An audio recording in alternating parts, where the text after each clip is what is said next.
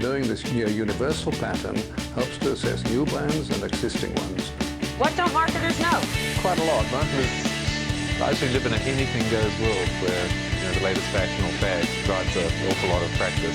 Segmentation is the recognition you can't serve everyone with equal satisfaction. This is the Zac Anesbury Show. Welcome. On today's podcast, we have Professor Ekant Veer. Now, Ekant is a professor of marketing at the University of Canterbury, and he's just one of those people that you meet and you just instantly get these good vibes from. Now, despite his, rapid rise from completing his PhD to becoming a full-fledged professor, he remains exceptionally humble. In today's episode, we talk about all sorts of things, from how he went about building a big international career, navigating the academic promotion cycles, and what it means to be a great supervisor. We, of course, talk about a lot of other cool things along the way too. Now, Ekant then does us a bit of a favor here by taking us through one of his most recent academic papers, one that talks about why people watch user-generated content. And because he gives us those insights to what is normally just a written form of communication, it's a real treat for us and something I very much enjoyed listening to. Now, towards the end of the episode, he'll give us a few book recommendations and some life advice that will really hit home. So this is an episode that I, and I'm sure you will, just keep coming back to time and time again. So without further ado, Professor Ekant Veer. Awesome. So welcome, Ekant, to the podcast. Just wanted to start by saying that I really appreciate you, taking some time out of your busy day and schedule to talk to us about all things marketing and, of course, yourself. So kia ora e hoa. Appreciate you having me on. As you said, my name is Ekant. So ko Ekant Veer tako ingoa hei ka mahi te whare wānanga waitaha. Ko Ngāti Inio, ko Jata Hapu, ko Sing te whānau, ko Kanihi te awa, ko Himare te mangapai. Te mana whenua ki tēnei rohe nā tu huri, tēnei koutou, e mana whenua ki tēnā rohe Ngāti Moi Moi, tēnā koutou, ngā mihi nui ki a koutou. So my name is Ekant, and it's important in Kiwi culture and New Zealand culture that we recognize the traditional owners of land. So I said, welcome to the mana whenua, or the local tribe here in Canterbury, which is Ngāi Tuahuriri. And I also recognize the traditional landowners over in Australia. And in Australia, the Te Reo Māori is Ngāti Moi Moi, which is people of the dreamland. And I think it's obviously some reference to Dreamtime, or potentially the way you play rugby. I'm not sure what it was, it's going to be like that, this whole podcast. But my name is Ekant. I'm here at the University of Canterbury. I didn't purposely come branded, but I've come branded today for the podcast. And I've been here for about 14 years or so. So I really appreciate you having me on. Really excited to chat with you and hear more about what you guys are doing over there as well. Yeah, feel free to shoot some questions back my way. I'm happy to answer them as well. You brought up the rugby. By the time this episode's released, it would have all been done and dusted. But how are our two teams faring at the moment? Well, so I believe Australia's just fallen out of the World Cup. Fiji has made it through on top of Australia. And so New Zealand are facing Ireland next. But I can confidently say that New Zealand's going to win. I'm going to put my mortgage on it. No, I have no idea. I genuinely don't know. New Zealand has that bad habit of choking in World Cups, so we'll see what happens. But I think it's rugby union's not as big over in Australia, and definitely not in South Australia as much. But it's good that these World Cups are happening. India's hosting the Cricket World Cup at the moment. Yeah. So there's lots of sports going on around the world. Yeah, the Cricket World Cup. So the opening match with Australia and India, I think it was a couple of nights ago or something like that. It was in Chennai, which is the closest capital city that my partner was born next to. So that's what it says on her passport, because, no one had heard of the town that she actually was born in. No, it's just easier to say Chennai rather than the small village or whatever else it might be. Yeah, we're very much the same. I think, and this is how bad the organization is. And I say this as someone who's from India originally.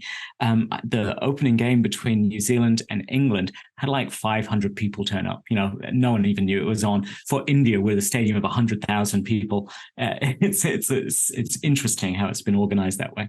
Yeah, no, that's absolutely crazy.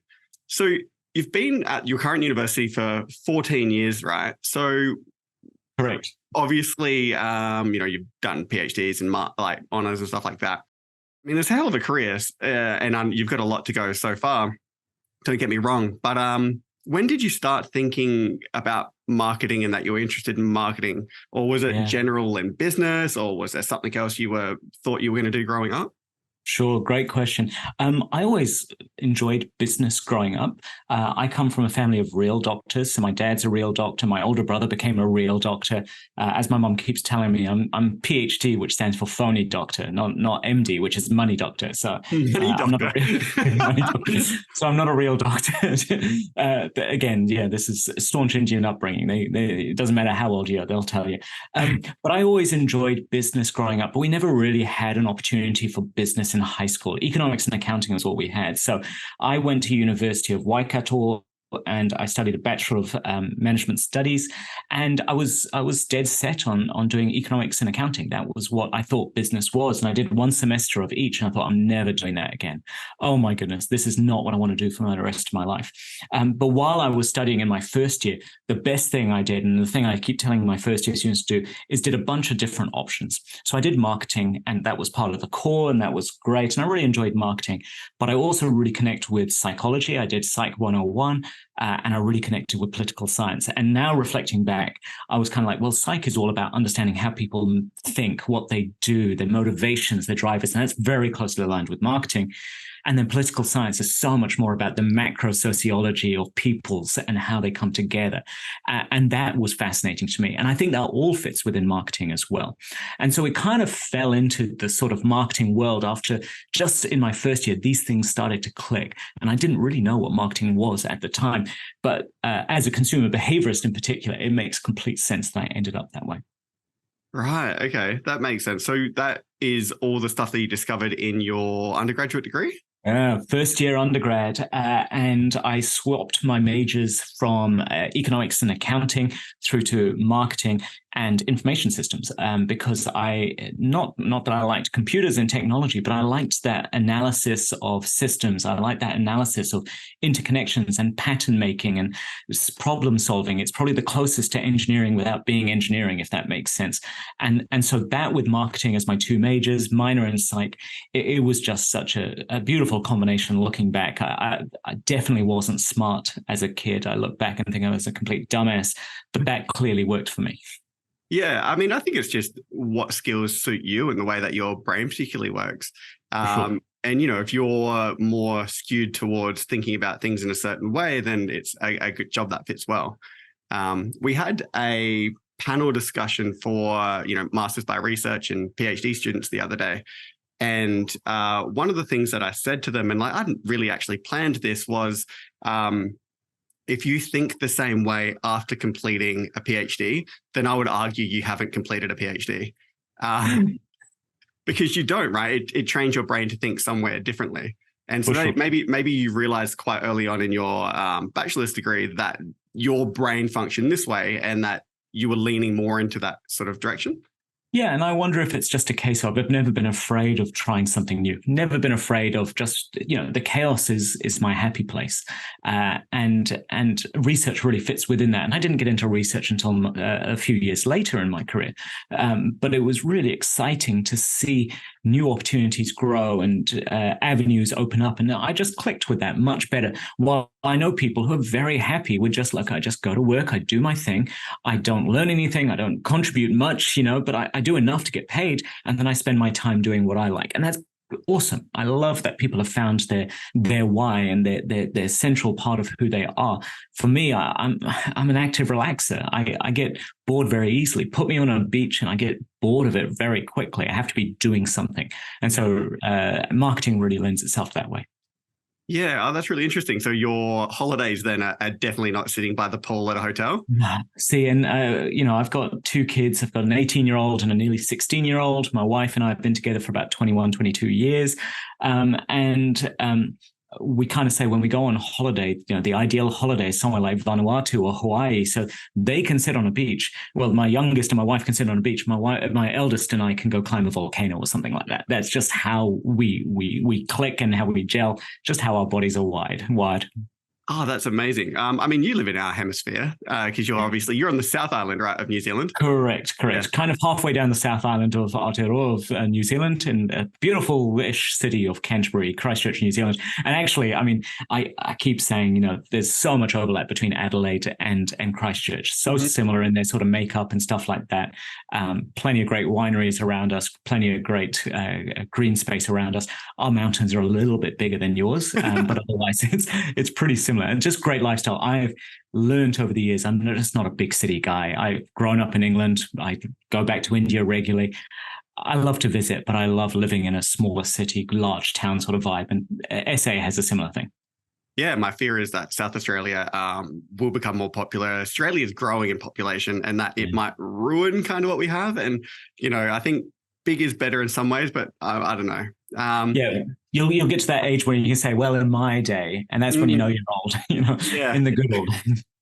Because you hosted ANZMAC. When did you host ANZMAC? All right. So we hosted ANZMAC in 2010, and that was just after the first earthquake. So for some of your listeners who don't realize, Christchurch had a few major earthquakes back in 2010, 2011. And so we had a big one in September of 2010, which was one of the largest earthquakes ever felt in New Zealand in colonized history anyway. And then we had ANZMAC. And then afterwards in February 2011, we had a devastating one that led to about 185 people dying, most of the central city being flattened. It wasn't as large an earthquake as the first one, but it was right under the central city, pretty much. It was just in the hills next to the central city. And our city is built on a swamp. And so that combination of lots of shaking, lots of water, high water table, the houses literally sunk. There were facades off buildings falling off. It was a pretty devastating time, but we had just been in the city maybe 8 months before the first one, about a year when the second one happened. So we had real opportunity to leave as a family. But we're also one of these families that believes that things happen for a reason. And we're clearly here for a reason. We'd fallen in love with the city and we felt we should be part of the solution to the city rather than just run away. We don't disparage people that did escape. They needed to do what they needed to do, but we chose to raise our kids in this city, and maybe for right or wrong, we think we're better for it. But yeah. Yeah, but you hosted one relatively 2016, I think, as well. Yeah. Yeah, I was still a PhD student because I was at the doctoral colloquium there. And I have to admit, like, the similarities between Adelaide and Christchurch were uncanny, and I felt so at home because of it. It was bizarre. And even I think it actually ended up being a myth that the Colonel Light, the person who settled and, Adelaide and South Australia and laid out the road structure and everything like that, that he did the same thing in Christchurch. But I'm pretty sure it was a myth, right?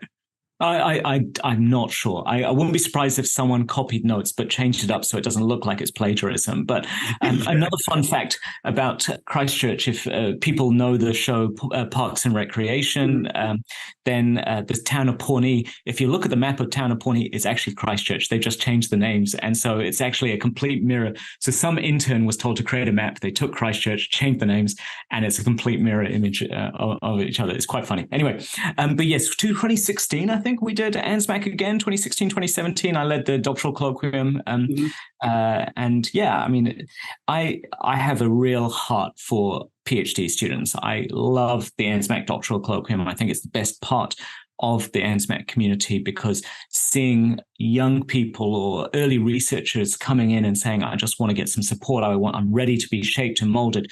It's just such a fascinating time. But also I learned so much from you guys as well. The cutting edge research you're doing and everything like that just it helps me keep young. I'm definitely old now, I think. Yeah, no, I agree. So the first time I was on the other end of it. So I valued it so much as a PhD student myself. I went twice. But because I had so much value from it, I wanted to give back when I could. So I did the online DC and helped out there with the mentoring and stuff. And then I did the one in Perth last year. I've missed out this year. Apparently it was flooded with offers. Tony was telling me like they've just been inundated with offers. But yeah, awesome. I agree.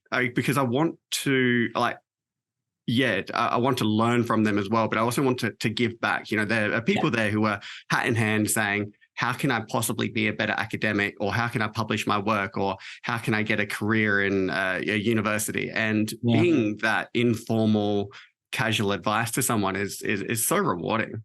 I mean, again, it's one of those things that you get this when you get older, Zach. You're still very young, but when you get older, you end up with this proud uncle, proud papa moment a little bit. Like I am presenting at the DC this year in Dunedin, and I'm co-presenting with Jess Pallant, who is one of our DC participants when I went at the 2016 one, I think. Yeah, she won the award that year. Yeah, she won the award that year. So Jess and I are presenting together, and it's like, oh my goodness, look how far you've come. Look how I'm learning so much from you. And I remember you when you were first year, second year of your PhD or whatever else it might be. And it's awesome. I mean, I've stayed in contact with her since then, but it's just so great to see that development. And to know you were one tiny part of it is pretty cool. Yeah, they're great people, Jess and Jason, actually. Jess and Jason, great people. I mean, I do remember, I think it was RMIT's doctoral colloquium where for the DC, they didn't have like Professor Ekant Veer, University of Canterbury, these formal things. They gave everyone little different names. And so I was fun Uncle Ekant. And so I was introduced people as fun Uncle Ekant. That's how it was. And some of my colleagues now who say, I remember you at that DC as a mentor, and you were definitely my fun uncle. I'm like, that's fun. I'm glad. You'd be known for worse things, that's for sure.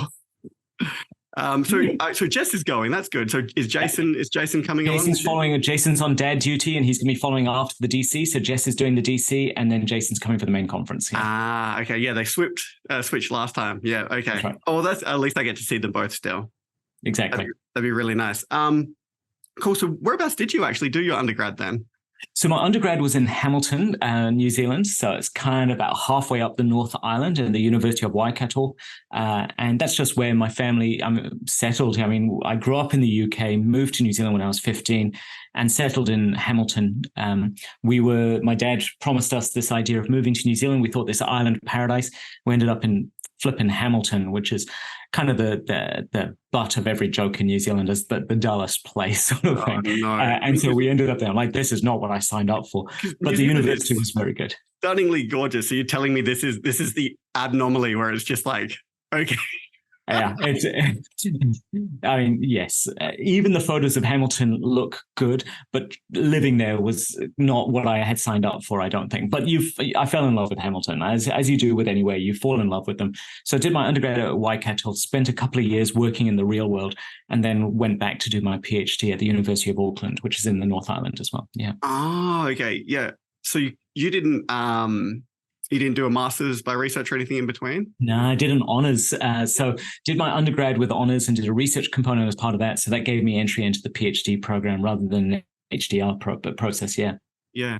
So I had a bit of a, what do they call it? Sliding doors sort of moment in that way. So we don't do honours here at the University of South Australia anymore. So I was the second to last cohort who did it.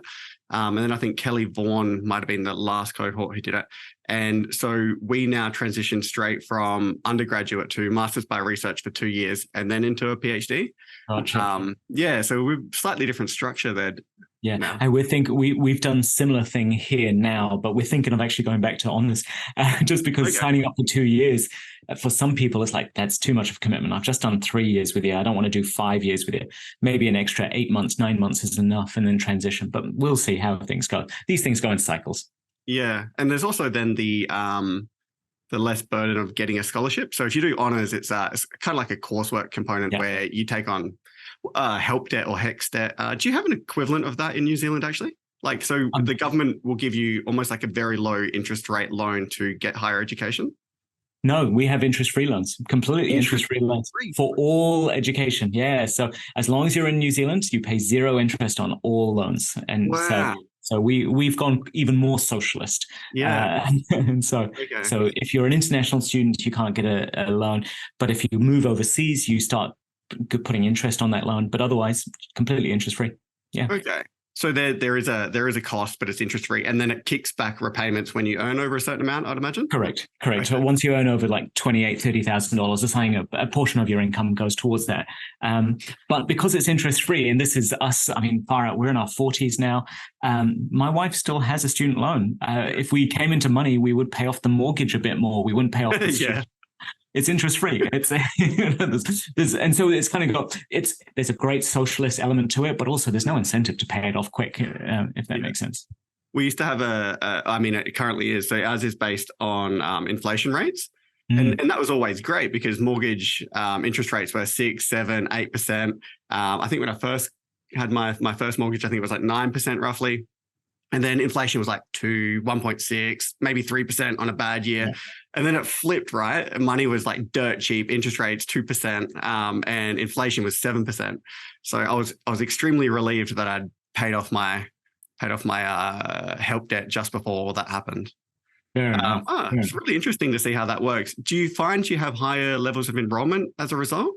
Yeah, I mean, that's the whole point, is that it enables people to not only get an education like they would not normally have gone into it, but also not be burdened by debt if they do get an education. Education should not be something that burdens you. It should be something that enables you to do more. And so that was the purpose. It was also announced like 3 months before an election. This is some 15 years ago. So it was definitely a bit of a bribe. And another thing, but I mean, again, this is probably not the COPOP or not the agenda of this podcast, but our first year of undergraduate education is 100% free. So no one pays fees for their first year to enable people to give higher education a go, to try. And if it's not for you, you are not burdened by $10,000, $20,000 worth of debt for 1 year that didn't work for you. So that there was that reason for that as well. Unfortunately, it hasn't translated into higher levels of enrollment from priority groups, first in family groups or people who otherwise wouldn't access it. So it hasn't worked the way the government had hoped, but still, it's good that kids aren't being burdened with huge amounts of debt. Yeah, okay. I would have thought that would have been, obviously the idea behind it all. So we have, I don't know if you know what's going on in Adelaide. So the university that I'm part of, there's, you're not supposed to merge. Yeah, so it's not a merger apparently. It's whatever. It's a hostile takeover. It's a new university. Yeah, that's the language. But so both of them kind of get dissolved and a new enterprise gets created. And that's, I guess, why it's technically not a merger or hostile takeover or whatever. And what the brilliant part about this that I actually quite like is there's an amenity fund or whatever it's called. So the state government's putting away, I think it's $200 billion a year or million, sorry. And every year it puts out, $5-6 million that then goes into scholarships that are purely for first in family, low socioeconomic, Aboriginal students. And I mean, that's ideally one of the best things that has come out of what's going on here is that there's government support to get education into communities who can really use it. I mean, I'm a classic example of where education can change lives. And so that's why I really try to push it on people. Absolutely. I mean, again, this is not the purpose of this podcast, but my history, my father's father, so my paternal grandfather was the first person in his family, first person in our family to learn how to read and write. He was the first person to go to school, first person to go to high school. He went on to university, became a teacher. He opened up a school back in the village so that other kids can go back to school, blah, blah, blah. My dad was one of the first people in the village to go to university and get a degree. So two generations. I'm a professor at a flipping university from someone who couldn't read and write. That's how transformative education can be. And I think we take it for granted, especially down under, in Australia and New Zealand, where, like 40% of people go to university or something like that. You forget how big a privilege it is with so many billions of people who have no access to education at all. So it's awesome that education can be done and that plans are put in place. Now, this again is not the purpose of this podcast, but we also know from a lot of the work we're doing with our Māori population here and the Indigenous populations, one of the hats I wear is supporting scholarships here at the university, is that money is only one part of it. If you're the only brown person in the class, and I know what it's like being one of a minority going into a class, you do stand out. And so not just saying, here's some money, you're not burdened by money, but actually, here's some support. Let's make a cohort. Let's bring you in together. And let's not culturally tax you for being just you. So let's not ask you for translation. Let's not ask you for blah, blah, blah. Let's not roll you out for every photo shoot. But that only comes when you've got a cohort. That only comes when you have groups together. And that does take time, but it sounds great what you guys are starting and the purpose going forward. But there's plenty more that we're doing over here that we need to keep doing and things like that. And so more than happy to grow and learn in that space. It's so funny. Some of the things that you say like really resonate with stories that I've heard, right? So like my partner, she was the only Indian girl at her school, and she was very high achieving, and so they should have put her on the front cover of their school magazines and stuff. But she knew damn well why they were taking photos of her. Yeah. Yep. Oh, look, I think, I shouldn't tell this story, but I don't care anymore. But I think it was my first year here at UC, and they said, we'd love to do a photo shoot with you. Could you come with some of your students? I'm like, perfect, done. So I turned up with my master's class, and the photographer pulled me aside and said, Ekant, we were hoping you would bring more ethnics. I'm like, ethnics? Yeah. Is this what you call them? I said, because I'm brown, you wanted me to bring brown. I said, yeah, if you could call the ethnic. So I said, I'll just call the ethnic hotline and get them. Anyway, so they were deadly serious, and they had this ridiculously diverse shoot, which didn't represent the university at all, but that's what they wanted to do. And I was the new kid there, so I was trying my best not to be angry at this. And I thought, let's just do this. But we've seen a lot of change over the years. We have grown as an institution. The country has grown. The world has grown over the last 10, 15 years. So it's just natural that this sort of thing happens. Yeah, absolutely. And I think the world has evolved in a good way, which is great to see.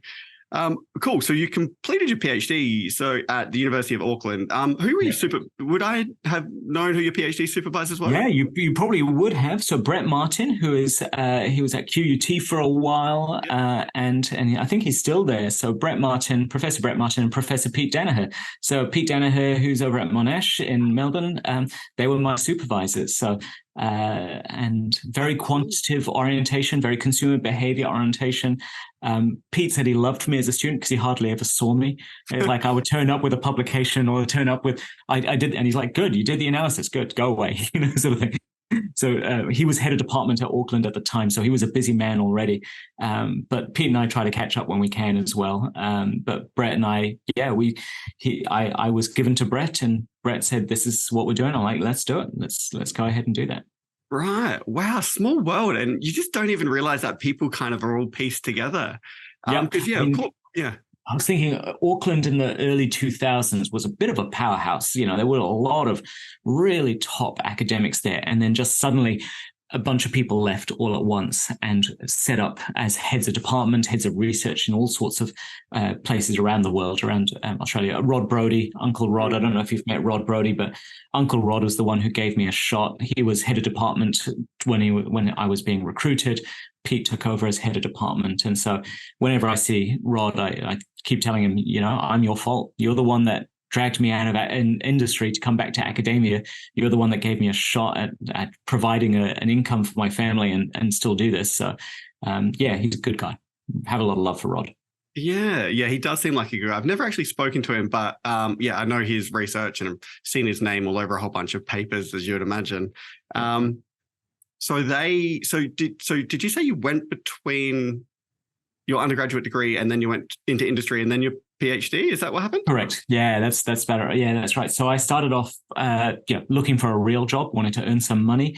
Spent a couple of years in Pacific Micro Marketing (PMP), which was, politely we call it direct marketing, but impolitely it's junk mail, effectively.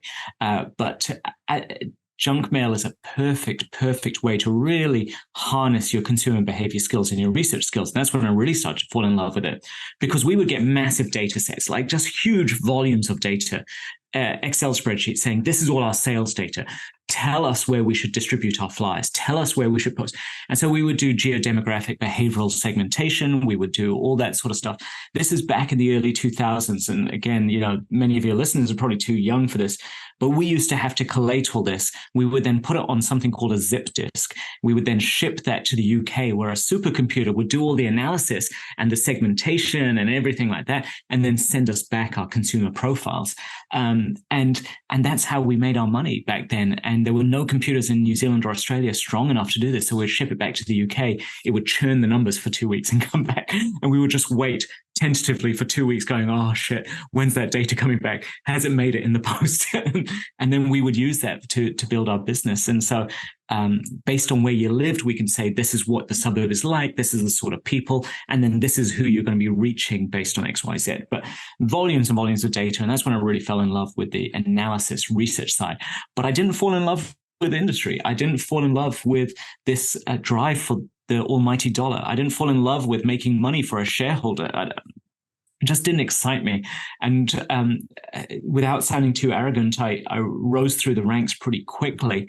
But the biggest trouble I had was not answering the questions. It was like, how do I fit in all the work that I have to do into the 60 hours I was in the office?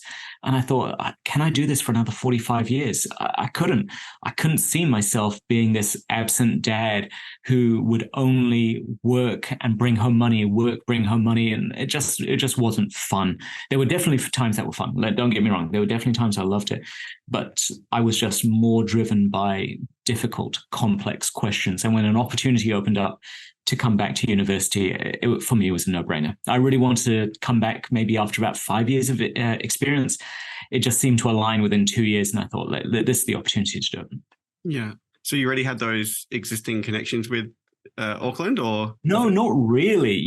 So when I was at Waikato, I was taught and mentored by Karen Fernandez. Some people know Karen. And so she was at University of Waikato. She moved to Auckland. And so she would take me out for coffee regularly. She kept saying, you're going to be a great academic. You need to come back. You need to come quit this real world stuff. Be an academic. And so she would take me out for lunch and coffee almost monthly, trying to coax me back. And then eventually it happened. And she did a lot of work working with Rod to make sure that I could get a scholarship and blah, blah, blah, blah, blah. So I'm eternally grateful for her and for them for making the opportunity, because financially I had to do it as well. I had just got married. We were hoping to have a family. I think, we might have even had a mortgage. This is probably insulting to a lot of Gen Z and millennials listening. I said, you had a mortgage at 23? Yeah, I had a mortgage at 23. This was 20 plus years ago. So I had to make it financially make sense to me as well. But also, we still took a big financial hit from industry to go back to academia, but I wouldn't be where I was if it wasn't for that. And I'm grateful for the funding that was provided by the university. Also grateful that my wife was willing to sacrifice and be almost a sole income earner for a period of time to support me, to say, yeah, this is what we need to do. And hopefully I've been able to repay that back to her. Yeah, that's a really gutsy move, especially at that stage of your life, to really kind of pivot. Yeah, well, a dramatic pivot. Genuinely, and we made a bunch of gutsy moves over the years. I remember when I interviewed. So after I did my PhD, I'm rushing ahead. My apologies, but after I did my PhD, I started looking for jobs, and University of Bath came up. So Brett Martin, who was my supervisor, had just been offered a job there, and he said, they're looking for a lecturer. I can't be involved. I can't even give you a reference because of the conflict, but you should apply. And so I did apply, and yes, there was obviously going to be some conversations, and Brett would have spoken for me, but I still had to get it on my own merits. And I remember the dean calling me up in my office in New Zealand and saying, we'd like to offer you the job, but we need you in 3 months' time. You need to pack up your life and you need to be here for the start of semester 1. And I kind of said, I was hoping to pack up things slowly, see you in 6 or 8 months' time. And he goes, no, you need to come to England now so you can start in semester 1. What's the answer? And I was on the phone and I'm like, if you want an answer right now, it's no. But if you can give me 5 minutes to talk to my wife, it could be yes. And he kind of went, fine, talk to your wife, call me back. And so I called my wife and I said, they want me. They want me to be a lecturer at Bath. She said, that's amazing. And I said, but they need us in 3 months' time. Should we do it? And she goes, yeah, let's do it. And so we basically both quit our jobs, packed up our lives, and 3 months later, with a 15-month-old daughter, so she was just turned 1 when we got the call, 15 months old, we were in England with no support network, nothing. My family lived in Kent, but that's the other side of the country from Bath. There's a photo of us at my parents' home with our tiny daughter on the beach. And we felt like we were just in control of the whole world. I had hair, I didn't have wrinkles. We were just like, we're the masters of our universe. And I look at it now, I'm like, who the fuck let these kids make this terrible choice? Where was the support? Why didn't they tell them to diploma? But we just felt completely in control. And it was just a beautiful adventure for us going to the UK. But within minutes, we had to make decisions. Within months, we had to pack up our entire life. That's just the nature of life sometimes. Mm. So that's something that you do hear semi-regularly, actually, is people needing to move for those big sort of career opportunities. So it was obviously a big decision, made it in 5 minutes, which I think is absolutely incredible as well. I mean, we had talked about this earlier. Yeah. If this came up, would we do it? And I'm like, yes, but January, not September. Yeah. So Bath is obviously a very, very gorgeous city. Gorgeous. Or I don't know what you would call it, but yeah, far out. Highlight, and if you have anyone's ever in England to go visit. And the university there, the campus is spectacular as well. Yeah, I mean, it's not your typical Gregorian architecture like the rest of the city is. It's on the hill, and it's kind of that 60s brutalism that many of the British universities are known for. But beyond buildings, beyond cities, beyond everything, it had a beautiful group of people, just people who would have lunch together and talk research, people who cared about each other, people who would protect me as a junior academic. And you'll always find people who will want to exploit you or will treat you badly. But the fact that I had one or two people who are just going to say, no, that's a dumb idea. No, Ekant's not doing that. I'll go tell him he's doing something else, sort of thing, was so good. Bath is a damned expensive place to live. And so you don't get to save too much money. We foolishly had another kid while we were there as well. So I had two daughters by that time that I was just a junior lecturer sort of thing. And my wife, who is from New Zealand, grew up in New Zealand. We were looking at schools. Our eldest, had just turned 4, and we were looking at schools. And she's like, where's the school field? Where do the kids play? And I'm like, honey, this concrete block, this is where kids play in England. That's where I used to play. And she's like, no, we're not raising my kids here. She's like, no, we need to think about family as well as work. So I did very well at Bath. I am eternally grateful. But then there's something clicked around 3.5 years later where we're like, we actually need to think about what's best for the family as well as work. And that's where this move to Christchurch came in, where we wanted to come back to New Zealand. Genuinely, we're interviewing all over New Zealand, Auckland, other places as well. Canterbury, I just didn't even consider. It was actually a colleague of mine who I worked with at Auckland when I was doing my PhD. He insisted I come and visit them here just to give a seminar. I was in New Zealand on holiday at the time. And I said, no, I don't want to do it. Came down, seminar turned into an interview turned into an offer. Next thing you know, my wife had never been to Canterbury, and she said, yeah, let's go to Canterbury. So we'd never been to Bath, and she followed me there. Never been to Canterbury, she followed me there. So this is not good enough for my wife to making the decision. So I have no idea. Maybe she's neurotic, but yeah, she's been very, very good. And whenever we've gone places, it's always worked out. We've made it work. And so we've always trusted one another in those sort of big life decisions. Yeah, she sounds like a fantastic wife. What's that saying? Behind every great man, there's an even greater woman, or something like that. Yeah, well, behind every great man, there's a very surprised woman sometimes. No, we make a great team, and eternally grateful for the support that she's provided, but also obviously I support everything that she does and just do everything I can to support her and what she does. So it is quid pro quo and everything.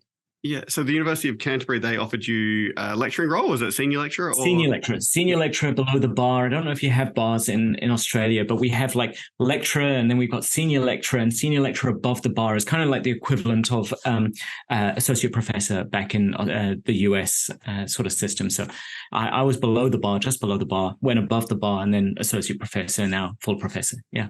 Okay. Because that's sort of one of the things that going to the ANZMAC conference has really enlightened me about. So I didn't know that this occurred. Like I kind of imagined this, large scale committee of hooded people who had been in academia, who were like the guardians and custodians of titles, and smoking pipes. Yeah, you had to go, make a sacrifice, and through your Anyway, but what I realized was that I'd meet someone at ANZMAC, and I'd get to know them and say that they were a senior lecturer, and then I'd see them at the next ANZMAC, and I'd be like, "Oh, you're an associate professor now. You got promoted," and they'd say, "No, I moved from X university to Y university."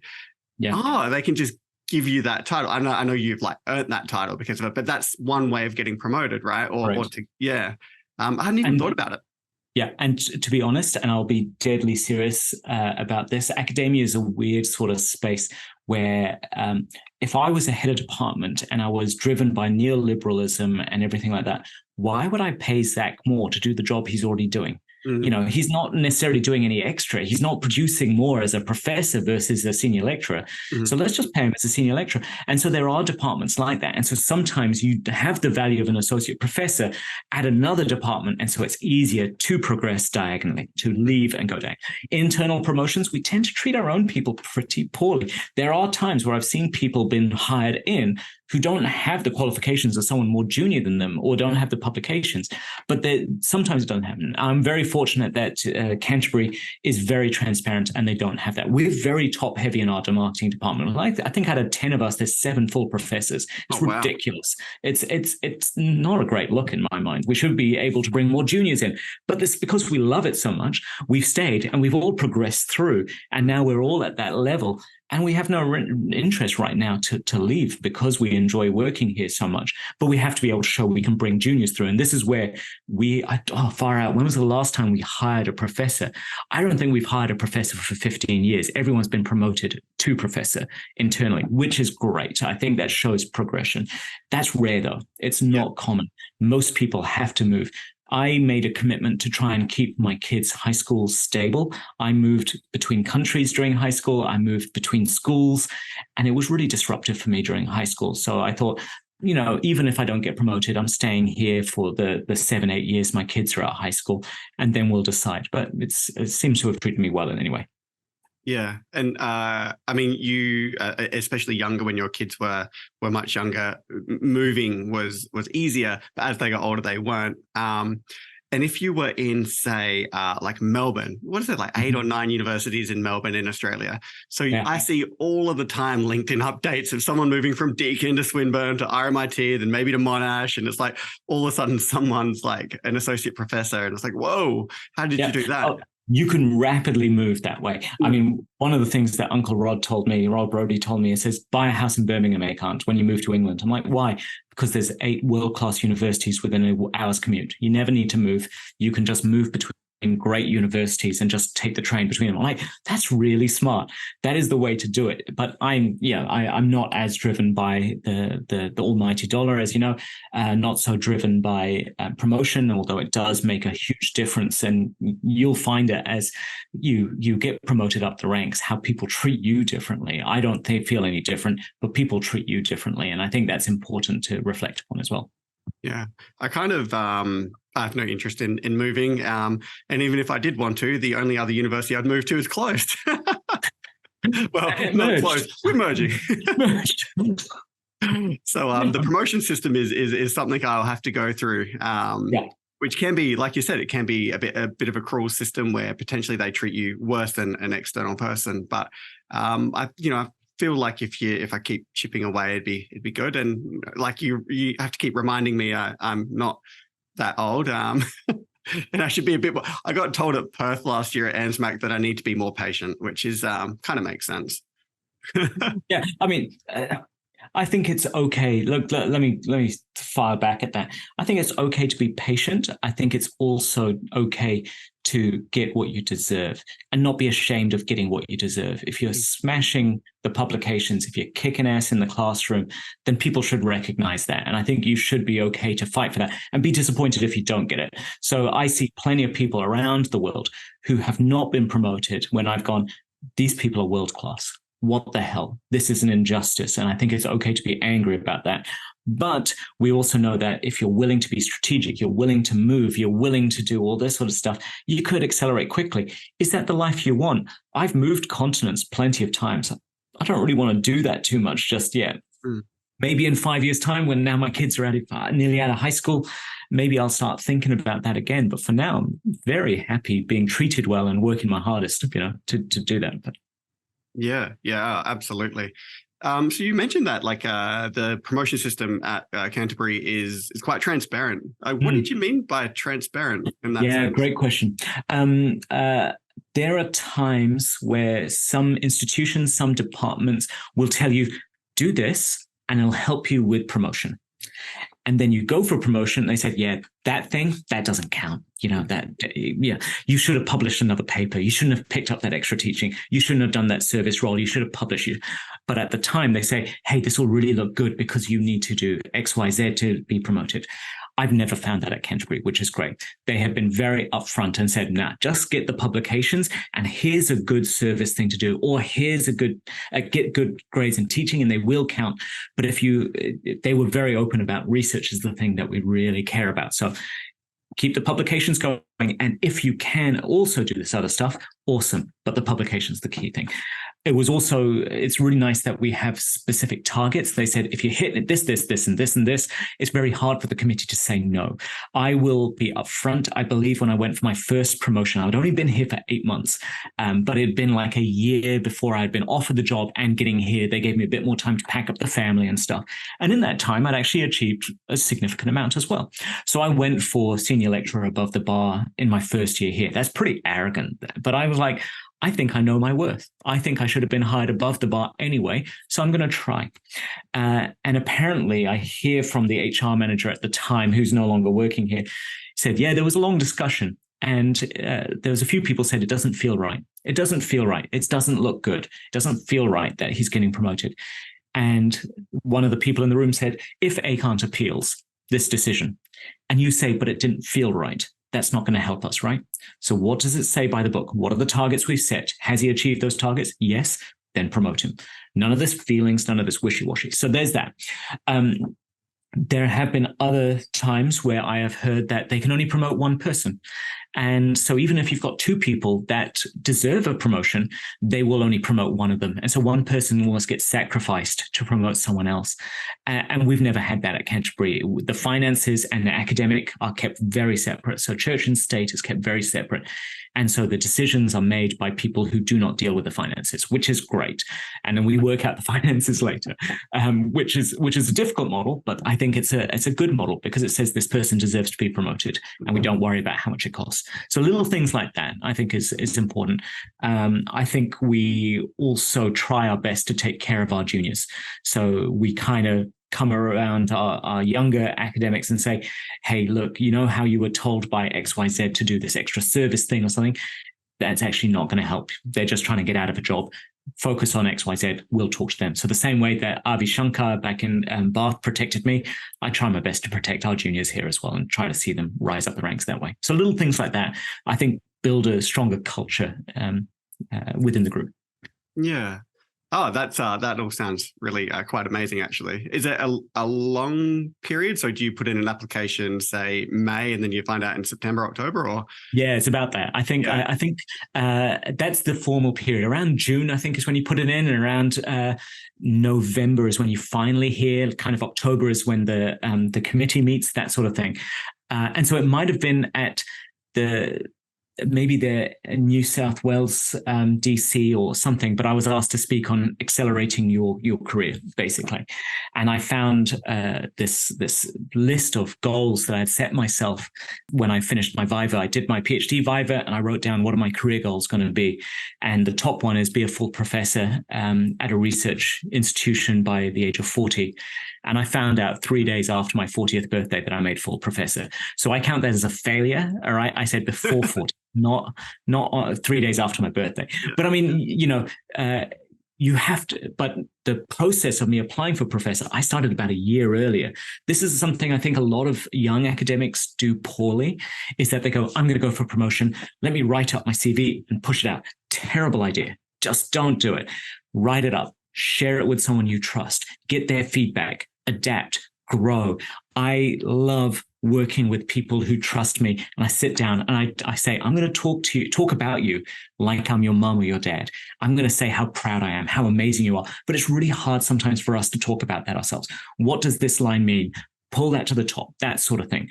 So about the year before I went for professors, when I started writing my application, and I sent it to 3 or 4 full professors who had sat on the committee in the past from different fields. So an engineer, a person from education, someone from science, because they're the ones who are going to be assessing me. And I said, tell me what doesn't make sense here.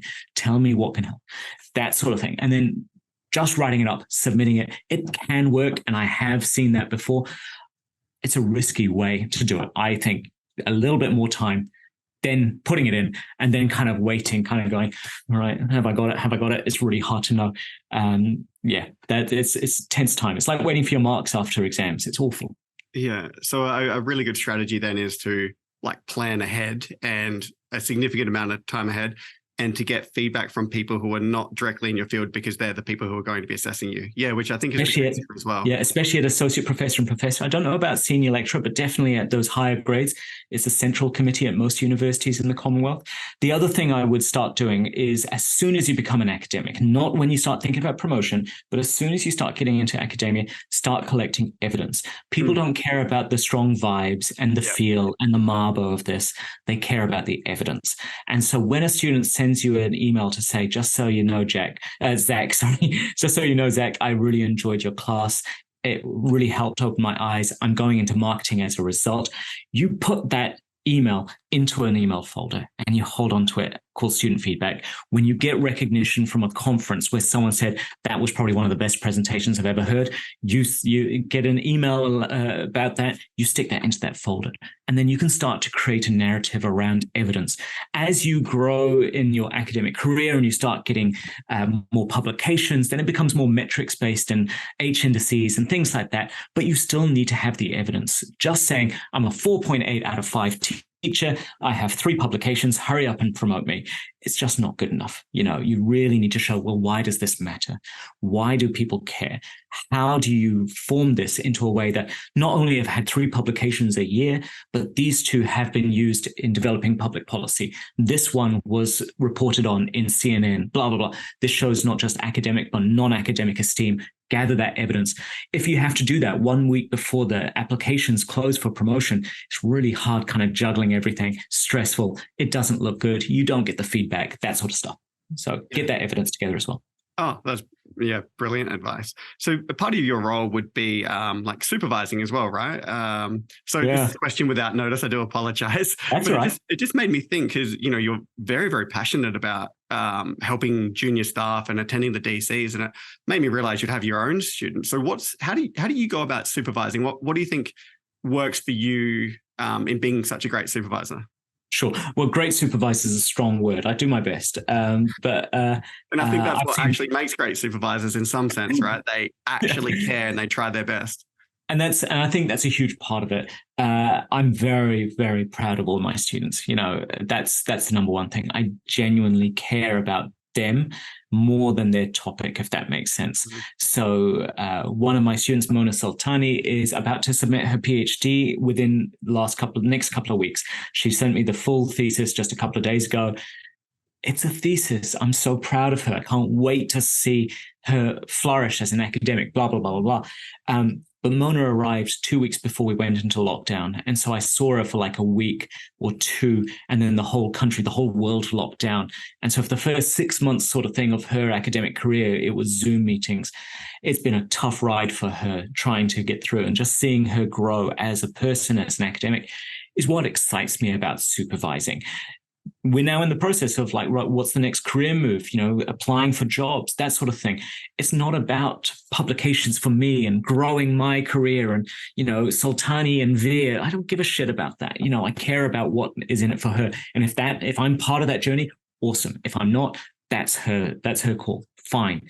And I try to take that same approach with a lot of my students, with all my students, trying to find what are your motivations for being here? What are the things we can do together? How can I help you? And caring about them as people as much as caring about their work. I think too often, especially busy people, forget the person and they focus straight to, let's get down to business. While every meeting, I try to start with, how are you? What are things going on? How are you feeling? What's happening? Tell me how's your husband doing? How's your wife doing? How's your boyfriend doing? How's your girlfriend?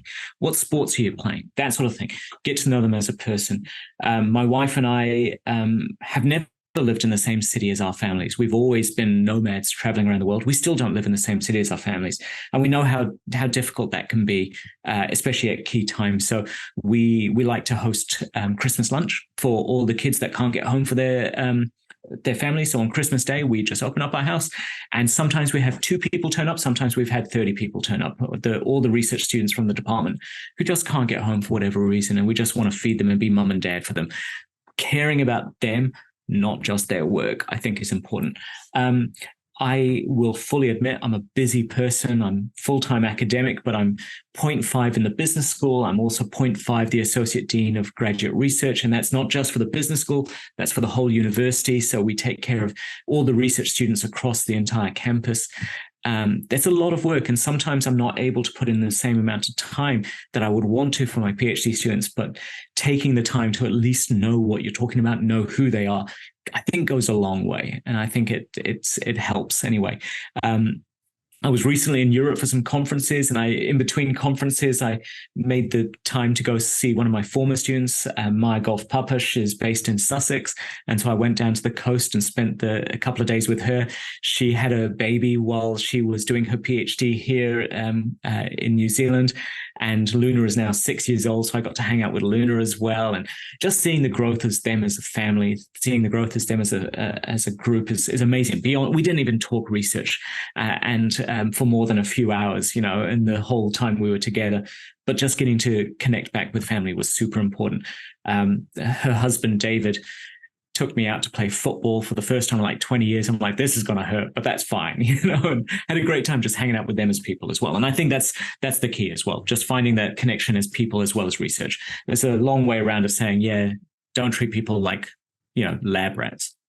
By the sounds of it, they really appreciate that and admire you for it. For you to not see them as something that can provide them with outputs and to progress their own careers, but to see them as humans. By the sounds of it. Yeah, and maybe I should do a bit of both, a bit more, balance it out. Maybe my students don't publish as much. Maybe don't push them as hard or something like that. But I also know what that publish or perish model does for people's mental health.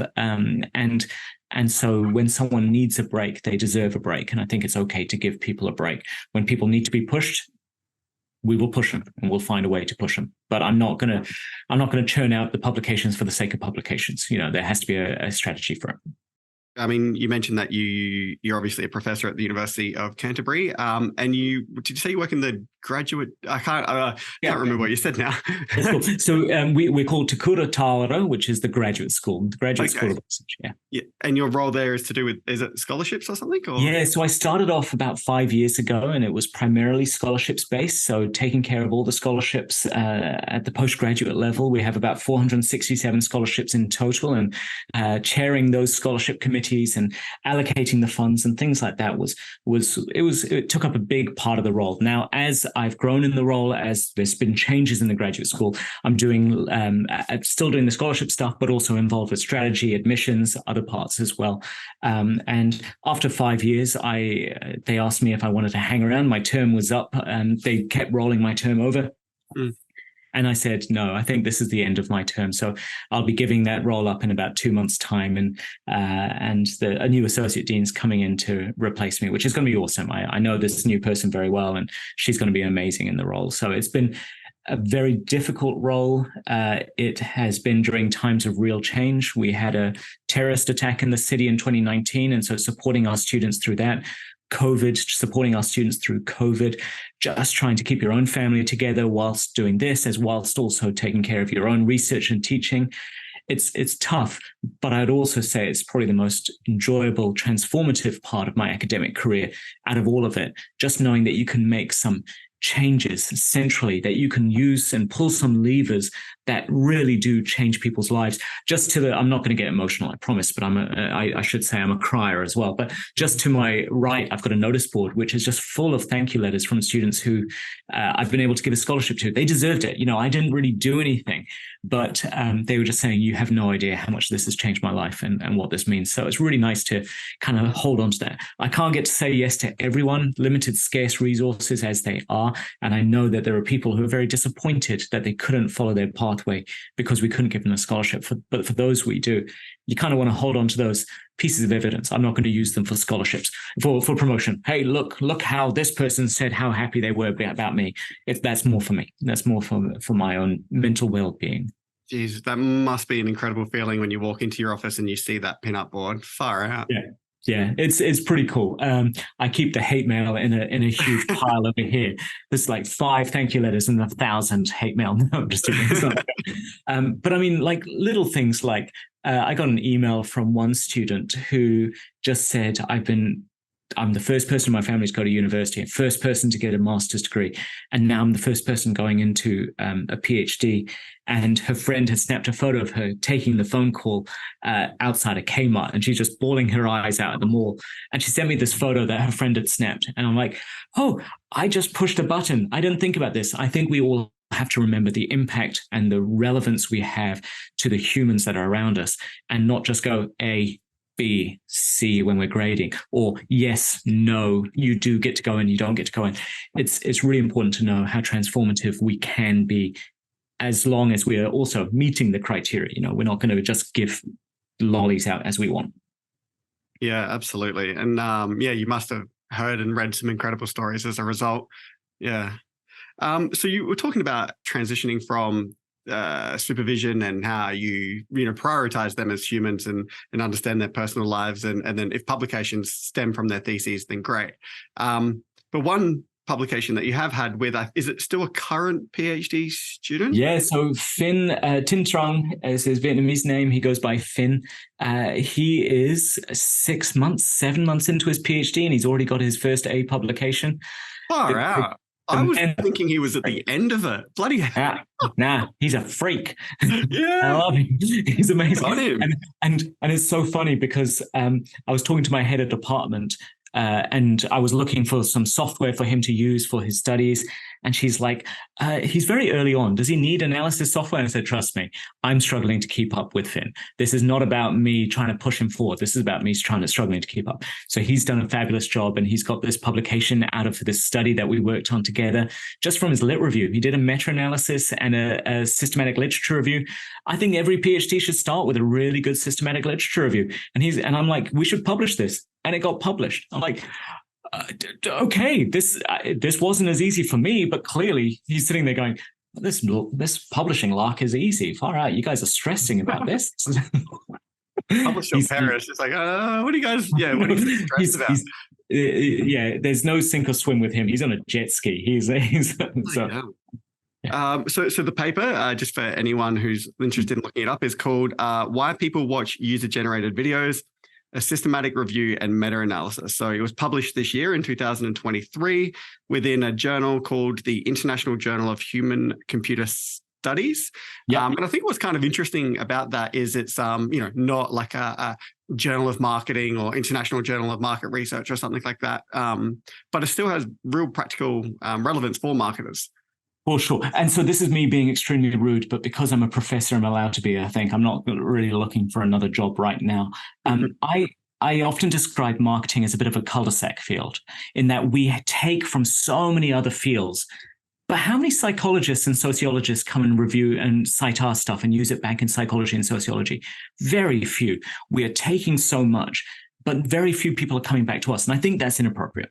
I think that's wrong. I think there's so much marketing can engage with the world, but the more we get siloed with our little cul-de-sac of knowledge, the less likely people are going to be coming to us and then using it back, to the same extent that we use theories from other fields. And so we made the purposeful choice to go into computer-human engagement as a field. And so we purposely chose to publish in there rather than an academic marketing journal. And we started in computer-human interactions, and we got out of desk reject almost immediately. CHI is a high-powered journal. I've got one publication in there, and they get thousands of applications every year. And we thought, let's go to the top. Let's give it a go. Got rejected. That's fine. Great feedback. We went to the International Journal of Computer-Human Interaction Studies, and they were very slick, very quick to give us some feedback, very quick to give us some ideas. And we weren't told to strip out the marketing. We were encouraged to push the consumer behavior forward because they want to learn from this. And so we're able to help bridge that gap by publishing with them. And what seems obvious to us is very novel for them. And this is me being maybe a bit too rude as well. There have been times that I've tried to publish in marketing, and it's been just bounced back from a B journal. And then suddenly an A journal somewhere else picks it up going, this is great. We love to read this sort of stuff. I'm like, why are we so bad and harsh on ourselves when other people want to read our work? Now, depending on your system, this is risky. So I'm very lucky in New Zealand that the system recognizes publications from outside of marketing as long as it is contributing to marketing. However, other systems, and I don't know what it's like in Australia, unless it's in this list of approved marketing journals, doesn't count. That's dumb. It's such a dumb system in my mind. If we're having an impact outside our field, surely people should be happy. Now, if you're not doing any marketing work, you're not engaging with consumer behavior, you're not engaging with even the sort of fringes of marketing, then why are you in a marketing department? But if you're publishing in marketing, it just happens to be published in a non-marketing journal, surely we should celebrate that and recognize that. That's just I'll get off my soapbox soon. I won't. We're going to go for hours on this sort of stuff. I think it's interesting you should say that because, you've been hearing about cross-disciplinary research for, at least a decade that I'm aware of. Yep. And when I look around, and it might have changed, but the incentive structure just isn't there. So for us in Australia, we have the Australian Business Deans Council list, which gets updated every 3 years. So the latest one was November, December 2022, it was released. And if it's not on there, I'm pretty sure I don't get PD Fund rewards to then get more data, support students to, research assistants or conferences. So I'm kind of shooting myself in the foot by reaching out to other disciplines. Yep, you're following the treasures that are put in front of you. It just makes complete sense. Don't know if that makes sense, though, for the field. I don't know if that makes sense, though, for developing our people. So one of your current colleagues or soon-to-be colleagues, depending on which side of the merger you're on, is Jodie Conduit. And Jodie and I wrote a paper together on how marketing, academia in particular, is becoming more and more irrelevant to the real world because we're so focused on what we as academics want to do, not on what other people want to get out of this and how we can make ourselves more relevant to what people need. How ARC funding saw about, I can't remember the exact numbers, something like 50 marketing academics were funded through ARC funding in a year, but none of them said they were marketing. They were so shy of saying they were marketing academics. They call themselves health promoters. They call themselves behavior change agents. They call them all this other stuff because we're such shit at our own branding that people hate marketers when actually we should be starting to reach out more, find ways forward. But if all we do is focus on this is the only thing we value and everything else over here is not that important, then guess what? Bright, smart, driven young people will focus on this and all of this gets lost. And you kind of wait until you're as old as I am and you go, actually, that's quite important as well. We should be doing this. And I've always felt this, but I was very strategic as a young person. I just needed to build some, what we call in New Zealand, mana, some reputation, some respect. And then I can do this without anyone telling me I can't, if that makes sense. I've just jotted down to search for that paper and give it a read. It sounds really interesting. Jodie's a lovely woman. Have nothing but good things to say about Jodie. I think there's a massive opportunity there actually in the creation of the new university. They got some great talent across the road or down the road. Now, Jodie, Rebecca, there's just so many good people in those two universities. One of my former PhD students, Afshin, is down the road from you as well at Macquarie. So, there's, some amazing people in South Australia. I'm not pitching for a job, but I'll come and visit. Oh, yeah, that'd be great. Who's Steve? Steve Dunn's currently looking after our visitor program. So feel free to reach out to Steve. Right, Stephen Ema. Anne's like next year's Hobart. I think it's Hobart. Yeah, you're right. I'm on sabbatical for the first half of next year, so I'm looking for places just to drink wine and talk research. So, well, if you do come to Adelaide, I have plenty of wineries to take you to. And I love that. I love doing it on weekends. And if I am busy, I have a giant list to recommend you. Brilliant. Well, we'll do. So I'm going to be in New Zealand, actually, in the South Island for my honeymoon in December. So brilliant. We're looking for wineries. So maybe you have to shoot me through some. Definitely. No, easy. I am a part-time tour guide. This is what happens when you live in a beautiful part of the world. People say, hey, do you have any? I've got tons of recommendations. There we go. So definitely tell me where you're going, what you're doing, and I'll help you out with some good places. Queenstown sort of way, or which part? Yeah, so after New Zealand, not New Zealand, after Dunedin, I'm driving to Queenstown. And then we're essentially doing a clockwise circle of the South Island. Brilliant. So we're up in the Marlborough sort of region. That's the only one I really knew as a wine region beforehand, but turns out I'm pretty ignorant and there's lots of them. Yeah. Queenstown's got some amazing reds. So if you like your reds, then Queenstown's amazing for that sort of area. We can talk about this offline. We're boring your listeners now. So this paper, obviously you have an amazing PhD student in Finn who is crazily publishing 6 months in, which I think is very impressive.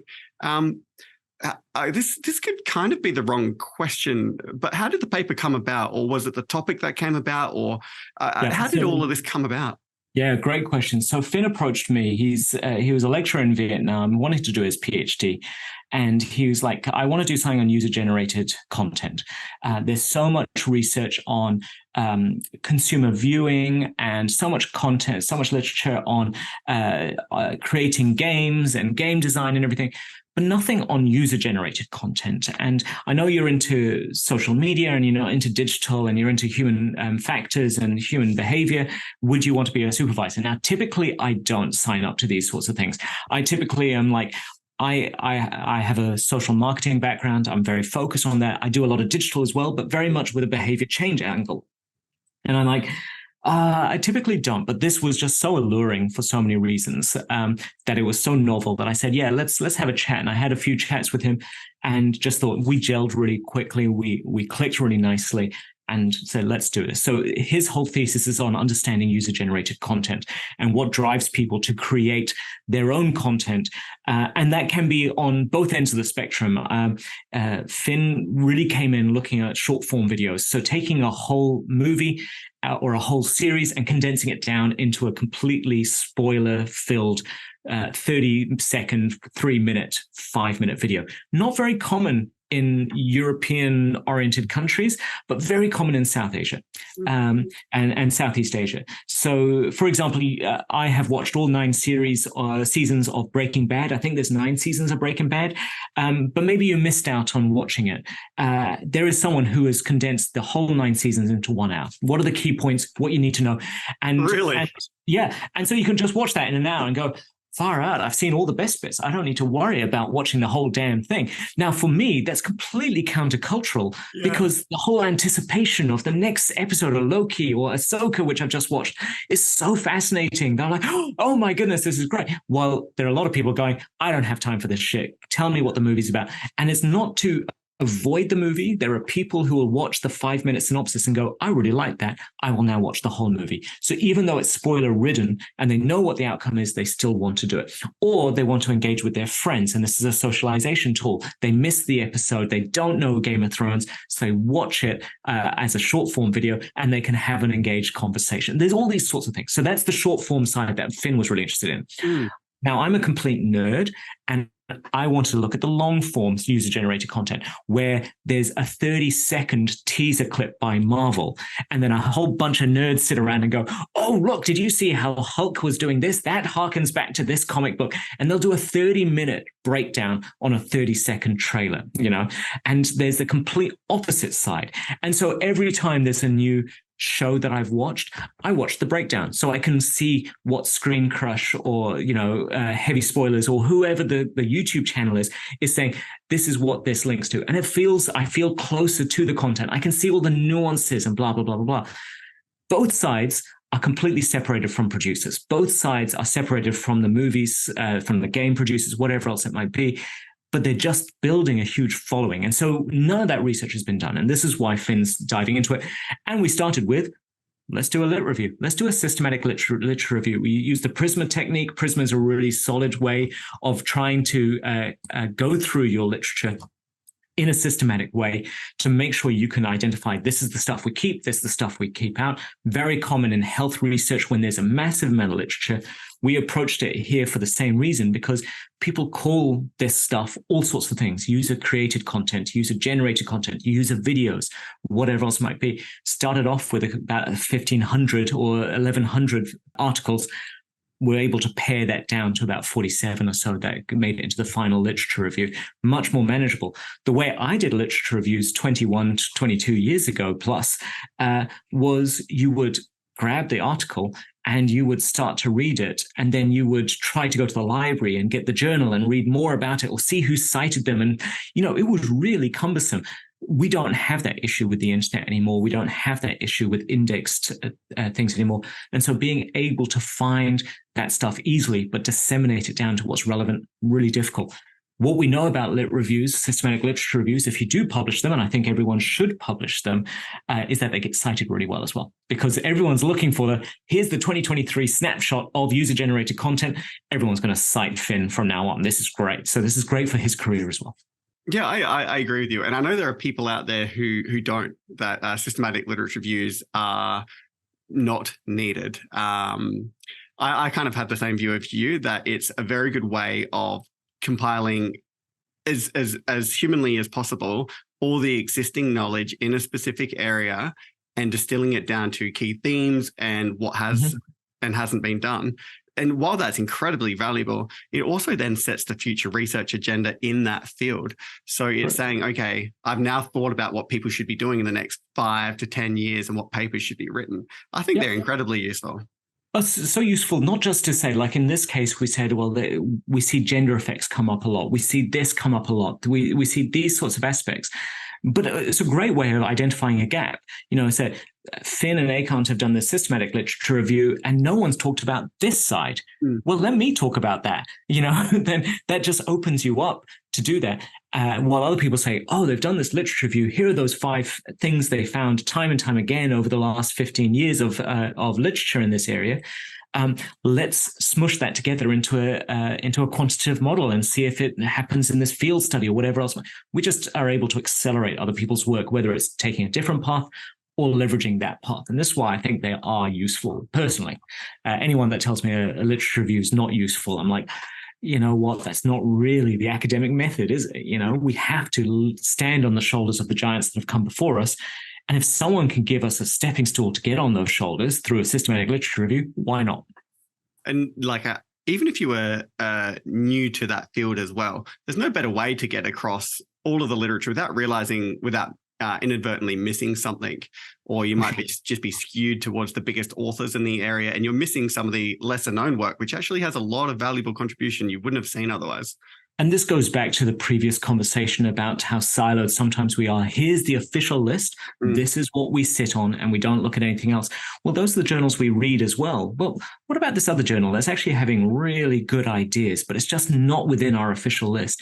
You won't find that unless you carry out a systematic literature review. We didn't put into our systematic literature review search terms, must also be ABDC, must also be a Q1 journal or anything like that. We eliminated them when they weren't in English because that's the only languages that I speak, and Finn speaks Vietnamese and English, but we can't translate other things. But we eliminated based on content and relevance, not based on the journal as such. Yeah.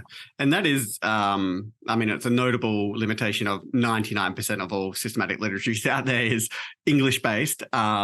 And, you know, of course, it's like anything in science, there are limitations for it. And all it means is that there's enough scope for someone who speaks, you know, Mandarin or Cantonese or Spanish to be like, great, I'm going to do the exact same thing in another language. And here's another 30 articles that Ekant couldn't find.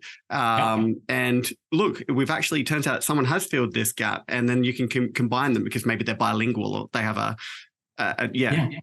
And what an awesome contribution. What a great contribution. You know, there's like, hey, your Western hegemonic perspective was incomplete. Awesome. Tell us how we've missed it. Well, in Mandarin, we've done X, Y, Z. Would love to see that. Would highly encourage that. And I think it's a really easy way to get that through as well. But I think you need to pick the journals that are willing to accept this. There are many journals, marketing in particular, which focuses heavily on the non-tautological, crazy finding with empirical support and blah, blah, blah. And that drives us to start publishing on topics that are kind of weird and sometimes not really supported by the data. And you get some really dodgy behavior as a result. We don't publish many null results. We don't publish many insignificant results. Everything seems to be significant. Everything seems to be counterfactual or countercultural. And then we're like, well, there's no surprise that industry is not going to cite this, or people aren't going to get excited by this, because how much this stuff is relevant to what they do if everything is weird. Now, if we can start to bring in some level of normality to this, some level of reality to this, some level of relevance to this, then hopefully we'll see, here are some really cool findings that really do exist. And here's a bunch of stuff that confirms what we're thinking, but they were the foundation for the cool findings. We cannot do one without the other. But unfortunately, we're driven to just publish in the really weird findings. And a lot of really good ideas, good research maybe doesn't get published or doesn't get seen. And this is what people think marketing is. And like, that's not relevant to us, if that makes sense. What's that referred to? The filing drawer of research or something, where all of this research that unfortunately has never been published just never sees the light of day. And, when filing drawers used to be where professors would keep their research, when they died, they all just got put in the recycling bin. Yeah, pretty much. After a while, you just give up trying to publish it and go, nah, it was just insignificant. There's no point. I'm like, and I say this quote too many times. Nicole Coviello was a professor when I was doing my PhD, editor of Journal of Business Venturing, very big in the entrepreneurship space. And she used to always say, null results are not dull results. Do not throw out a null results. Explain it. Tell us why it's null. Insignificant results can be so important. It's to help you to understand this isn't important. We thought it was, and it's really not based on the sample we've got. So we need to rethink what we think the theory is doing and saying. So, yeah, and then you're probably going to stop someone else spending a year or 2 or 3 of their life going down the same path and getting to the same null result. So obviously with these sorts of systematic literature reviews, you have an idea in mind, which was really cool. We spoke about those short and long form videos. Was there any research that guided, like you spoke about the Prisma framework as well, but was there any key papers in that area that you looked at that then you kind of thought, okay, this needs to be done? Was there some key research in the past? For sure. So we try our best when we're doing a systematic literature review not to be too driven by one particular one that resonates or something like that. We try not to be. So there are times where there's a seminal piece and we will look at to why it became seminal. Maybe it's just published in the right place or whatever else it might be. But we try to find the value in all of the things. So there are definitely times where, for example, entertainment was a dominant thing that people say, I create user-generated content and I watch user-generated content because it's entertaining. Well, no shit, Sherlock, of course. You wouldn't do something that wasn't entertaining. That became quite a dominant theme. And so we have to talk about that. And there might be papers within that theme that are quite prominent, but we still try to open our minds up to other themes that might have been not as prominent in that particular seminal piece, if that makes sense. So some people, not as many people, talk about the importance of the social interaction, the feeling of being connected to the content creator. So on Twitch, for example, someone might be live streaming, keeping content going, creating content for people to enjoy, and then responding to chats and things like that. And there's not much research on that, but it was such a prominent theme in the ones that we did find that it was important to keep it in the model and to see if there's a statistical relationship. And there definitely was a significant statistical relationship on those times where there's a greater level of feeling of humanization, connection, social interaction with the content creator and the viewer that draws people back to watch it again in the future. Yeah. Oh, awesome. So how did you synthesize 46, 47 papers, whatever it was? Like, what's the process involved in that? Sure. So this is where you really need to talk to Finn because he led a lot of the meta-analysis and the methodology itself, but it's very straightforward from a theoretical perspective, but he did all the actual analysis. You take the ones that have significant quantitative findings, take those relationships that you're looking at, you would look for the ones that have at least 3 interactions within their study as well. You don't just take, oh, here's one relationship, here's another relationship. You want to have at least 3 just to find some consistency and some rigor behind it. And then you are able to do some analysis, say everyone that talks about the relationship between entertainment and what we think looks like viewing intensity as an example, we'll put those together. We will add the N together, we will combine the correlations together, and we'll see where it ends up, okay? And so we can say across the 46, there might have been, I think there were about 25 to 26 quantitative studies. We were able to then combine that to say, on average, entertainment has this impact. On average, social interaction has this impact, that sort of thing. So that's how a meta-analysis works. I would really talk to Finn, though, to actually get the breakdown of the methodological pathway in that. I knew you would ask, though, so I did do a little bit of research. But I said, let's do a systematic literature review, and Finn's like, I reckon we can do a meta-analysis. I'm like, awesome. Yeah. Show me the maths. And he showed me the maths. I'm like, I trust you. And the reviewers trusted us, which is great. Yeah. Similar boat as you. I've done a systematic literature review. Haven't published it yet. It's still in the works. It's getting near completion. But yeah, meta-analyses, haven't touched that. just a step further. Exactly. It's just a step further than we normally teach in methods. But this is where, maybe if we're going to backtrack a whole heap to what makes a good supervisor is complementary skills to your student. Yeah. If I want to create a clone of myself, I will groom someone to being a clone of myself. But why? Why would you do that? You know, the world doesn't need one Ekant, let alone two. God, that would be awful. So I look for, say, okay, I've got good theoretical knowledge. I've got good experience. You've got good methodological knowledge. I reckon together we can make some beautiful work together. We can do some great publications. So I will learn from him. He will learn from me. And from together, we'll be able to hopefully put this together. He relied on me heavily when it came to understanding how to frame the arguments, the expressing the contributions, the implications, the sort of stuff that academics we do a lot, how to frame the literature, how to structure his literature review. He didn't rely on me at all for the methodology. He led that, ran it. He probably could sit down and show it, and I probably still wouldn't understand it. But that's because he did a lot of that work prior to coming in, and we were able to leverage it as part of his work. Yeah, I think that's one of the trends that, I don't know, you might be seeing as well, actually, in journals, is you rarely see sole authored papers anymore. And the reason for that is, I mean, it's an unsustainable model of trying to publish yourself and not work with anyone.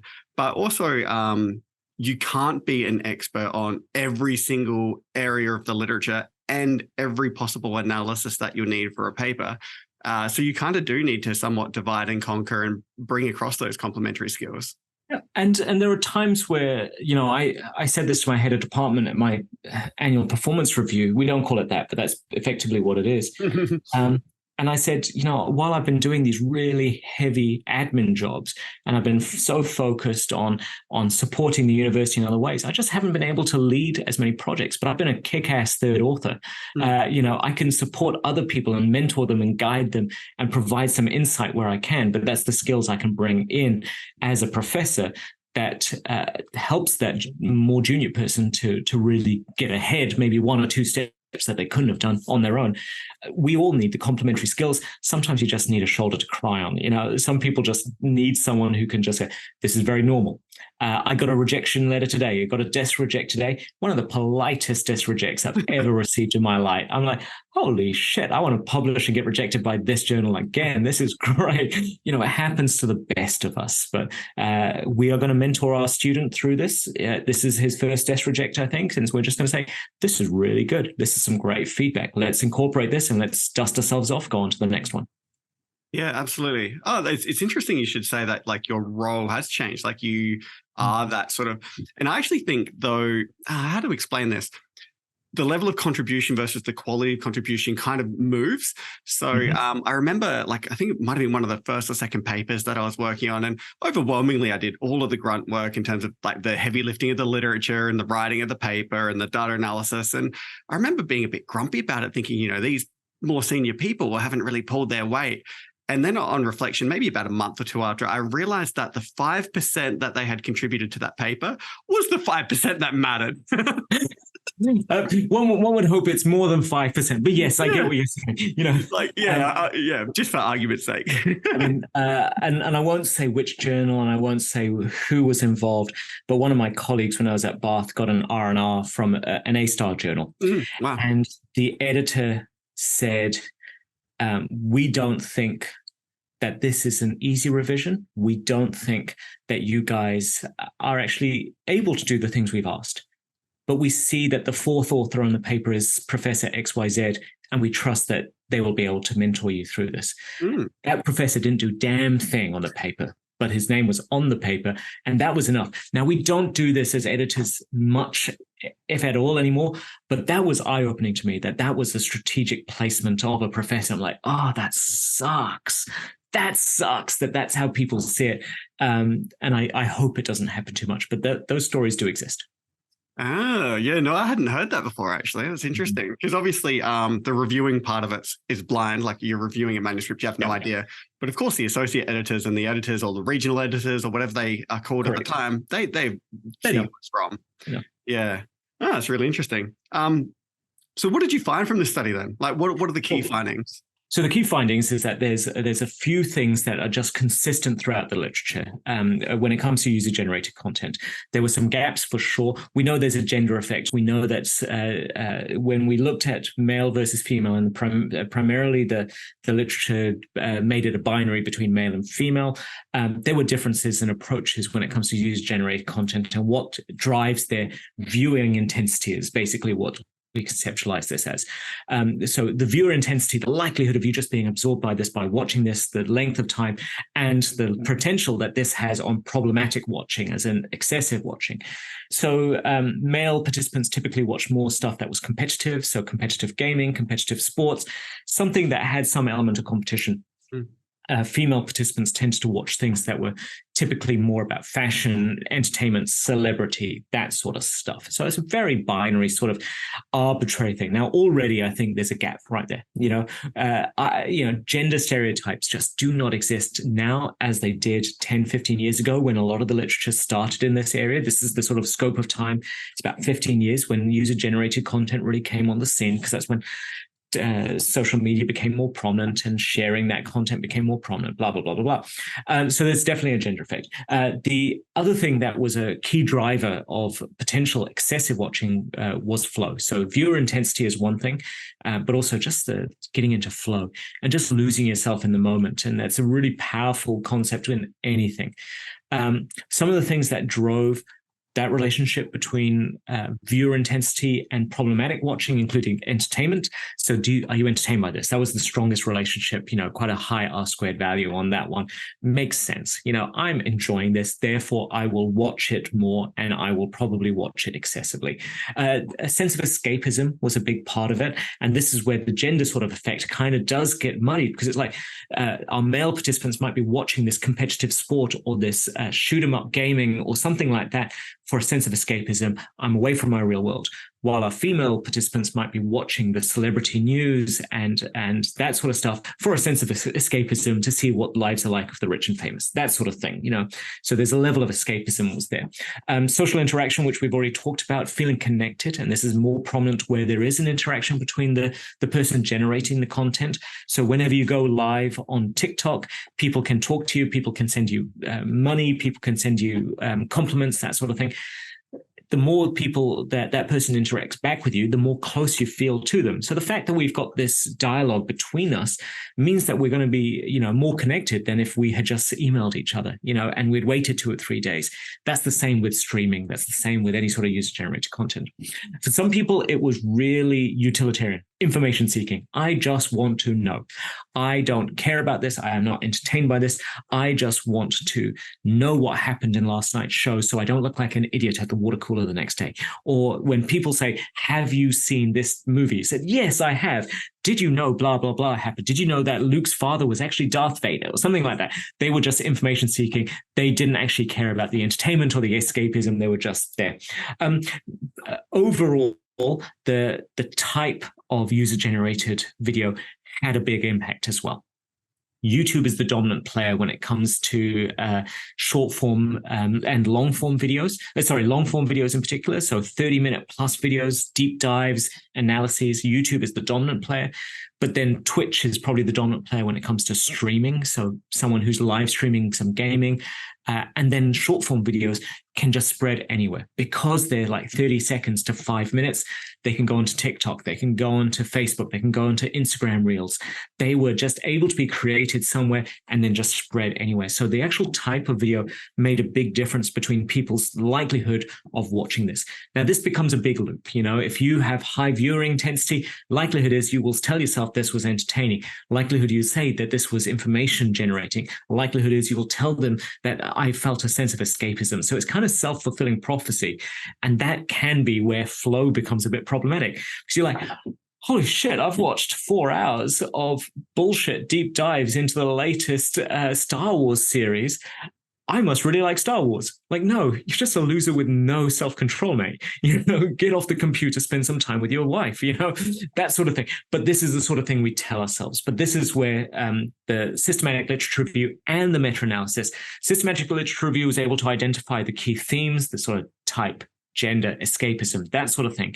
the meta-analysis was able to tell us the strength of relationship between them. So, like I said, entertainment had an R-squared of 0.32 between entertainment and watching intensity. So 1/3 of all watching intensity is attributed to how entertaining you found it. What does that tell a streamer? What does that tell a user-generated content person? Be connecting. Be someone who is entertaining. If you don't have the personality for this, if you're just the information-seeking sort of person, that's actually half the strength. You're not going to be as popular. So if we take a really bad example, and I don't know how old your listeners are, but there used to be the show called The Big Bang Theory, and sure, some people still remember Big Bang Theory, but Sheldon was the geek who would run his own little video vlog podcast called Fun with Flags and go around talking about different flags from around the world. From his perspective, purely information. This is the information. But us watching it, because we knew it was a comedy, was also entertaining. So even though it was purely information, there's an entertainment value. So you can be entertaining even though information, but this is where sometimes the content that comes out is primarily entertaining, but actually doesn't have much substance. But when you combine them together, smush them together, much bigger effect. Does that make sense? So now we can see the impact of these things. You will see a lot of this user-generated content around escapism does typically do better, because who wants to see a deep dive into a documentary? They're not the same. It's not quite the same. But a deep dive into the Avengers, or a deep dive into the fighting styles from the latest UFC thing, or something like that. Something where you can go, I'm not there. I'm not physically there, but I want to learn more. I want to feel like I know every single bit of analysis. That sort of thing does actually get quite popular. That's a long way around of saying, yeah, that's what we think we found. Yeah, that's incredible level of detail. Thank you. So what are the key takeouts that you would then have for someone who is working in academia, whether it's other people who are doing systematic literature reviews and meta-analyses, or someone else working in sort of that space? Cool. So as I've said many times, doing a systematic literature review is a really good way to start. There's nothing worse than finishing a project and going, oh, someone's already published it. That's the sort of the fear that a lot of academics have. So doing a systematic literature review says that based on a really robust process, we think we've covered a lot of the important stuff so far. It also guides your research. So you're not driven by, this is my opinion. One of my favorite quotes that I use all the time is, without evidence, we're just trading opinions. So get your evidence, make sure that we're not just trading opinions. And if that means doing a bit of time reading and not just, and I do this all the time, I wonder if blah, blah, blah, blah, blah, and I just think or I postulate this. Well, unless I've got some evidence to say that there's actually any theoretical or evidential reason for this, then shut the hell up, Ekant. Stop just making shit up. You're just trading opinions. And so it's really good for that sort of thing. I think it's really good that we publish systematic literature reviews so that people do get that stepping stool up so they can stand on the shoulders of giants that we have out there, because it does speed things up. I don't necessarily want quick science. I don't necessarily want us to be publishing as quickly as we can. I don't think there's benefits in speed, but I think there's huge benefits in efficiency. If someone's already done this, why are we repeating it? If Finn and Ekant have done this, leverage that. Start doing really good science so you don't have to waste your time reading all 46 of these articles. Well, please do read them, obviously, but here's a summary that you can build upon. What have we learned from this process is that there's a ton more that can be done in this area, and there's a ton more areas of research and gaps that we can explore. But this is where the key ones other people have looked at. But let's look at some of the gaps that exist in here, or some of the things that might not be done so far, and how can we leverage that as a research platform in the future? I don't think I've answered your question very well. What was the other thing? You absolutely have. Yeah, no, exactly. Okay. If you were new to the field, or Yeah, if you're new to the field in particular, I think don't be afraid of literature. Don't be afraid of literature reviews. I think be really, really organized. Now, I love me a good spreadsheet, and especially a good spreadsheet for literature reviews. Even if you can start with a really simple rubric, title, citation, abstract, key findings, methodology. Start that way, just describing the literature. We can synthesize in a bit, but start collating and organizing your literature that way. And then without too much effort, you'll start to say, hey, this is really easy for us to extract this and create either a meta-analysis or at least a systematic literature review, or here are the themes. But how I used to do it, where I would literally have to photocopy out of journals and then just have piles of paper. All right, here's my stuff on eating habits. Here's my stuff on behavior change. And then someone would come in and mix those papers up, and you're fucked, really. Mm-hmm. It's a pain in the ass, but having a systematized approach to organizing your literature helps you to see those patterns that other people who've not taken that process of collating it have had the chance to see that either. Absolutely. That's hilarious. Yeah, I still remember printing off journal articles. The only time I do that now is if there's one article that I know I need to deep dive into, and I get like my highlighters out. But apart from that, I try to be as environmentally friendly as possible. Yeah. No good academic goes home without at least a highlighter and a red pen, to go and put something in the margin on the train home or something. Exactly. What about practitioners? So there's definitely people who listen to the podcast who are in industry. What would you say are the key takeouts for them, like actionable things? So the actionable things, number one, if you are a content creator, so you're a big business that is creating content, leverage user-generated content. Mm-hmm. You know that you have started to build a following, because when people are taking time out of their day to talk about you, that means you're winning. I mean, that's what a great way to leverage the community, the brand community that you have created around you, than to encourage people to say, review our stuff, tell us what we think, whatever else it might be, encourage it. Give time to them. Give them access to behind the scenes. Anything that people might find entertaining, informative, anything that would build the human interaction, that social interaction. Do that.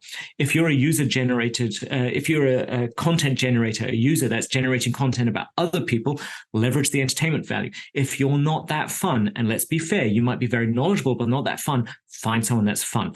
Some of you might remember Mythbusters. Mythbusters was a great example of the funny man and the straight man, all right? The people who don't have a lot of personality and the person that has a lot of personality, put them together. Everyone loves it. It goes back as long as time. Laurel and Hardy, all this sort of stuff works well. So if you are not so entertaining, you're not getting that traction, maybe you need to have someone that doesn't have as much knowledge as you, but can play off that energy to really elevate you up. If you're very entertaining, but you're not getting the same traction because people are like, this is obvious, isn't it? You're talking shit. Then find someone that's really knowledgeable, interview them.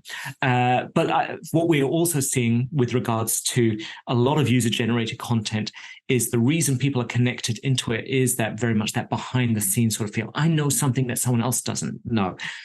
That becomes very powerful, very alluring. So one of the deep dive videos that I like to watch is a series where virtual effects artists, VFX artists, will analyze different special effects in movies and say, this is the good stuff, here's the bad stuff, look how they did that. Is that they try to analyze how they did it. And sometimes they'll get the VFX artists, directors, on their podcast, and they will say, yeah, this is how we did it. I'm like, oh my goodness, I had no idea. That's so cool. But they would actually have personal connection with them. And then people like me who are watching, who know nothing about VFX, but I'm just entertained by this, I feel connected back to that movie producer as well, or that VFX producer. And you feel a sense of, just fulfillment and connection from watching a lot of 30-minute videos where you do not need to create the 2-hour podcast in order to be entertaining, informative. You can do this by creating snapshots, bite sizes, which are very alluring, and that draws people in, and then the next content comes out with it. Amazing. So you've done, obviously, you and Finn have done an extraordinarily large amount of work here in such a short amount of time, which is very impressive. What's next for this space? Because he's so early in his PhD, is this setting the groundwork for his other research? Yeah, correct. So, so we're doing a thesis with publications approach, where he's going to do 3 separate studies, 3 separate publications. Study 1 is very much this literature review. What is the meta-analysis? It's a great start, done and dusted in the first 6 months. That's the third of his research done. Study 2 is going to be an experiment. Let's look at whether these factors, if we manipulate these factors, whether this impacts people's viewing habits as well. And study 3 is whether these short form videos in particular contribute to or hurt people's final viewing experience. So there is a lot of people, myself included, who's like, why would I watch a 5-minute spoiler-filled video of the latest blockbuster? I want to enjoy the blockbuster and see Thanos snap his fingers or whatever, happens, and not feel like it's spoiled for me. That would ruin it for me.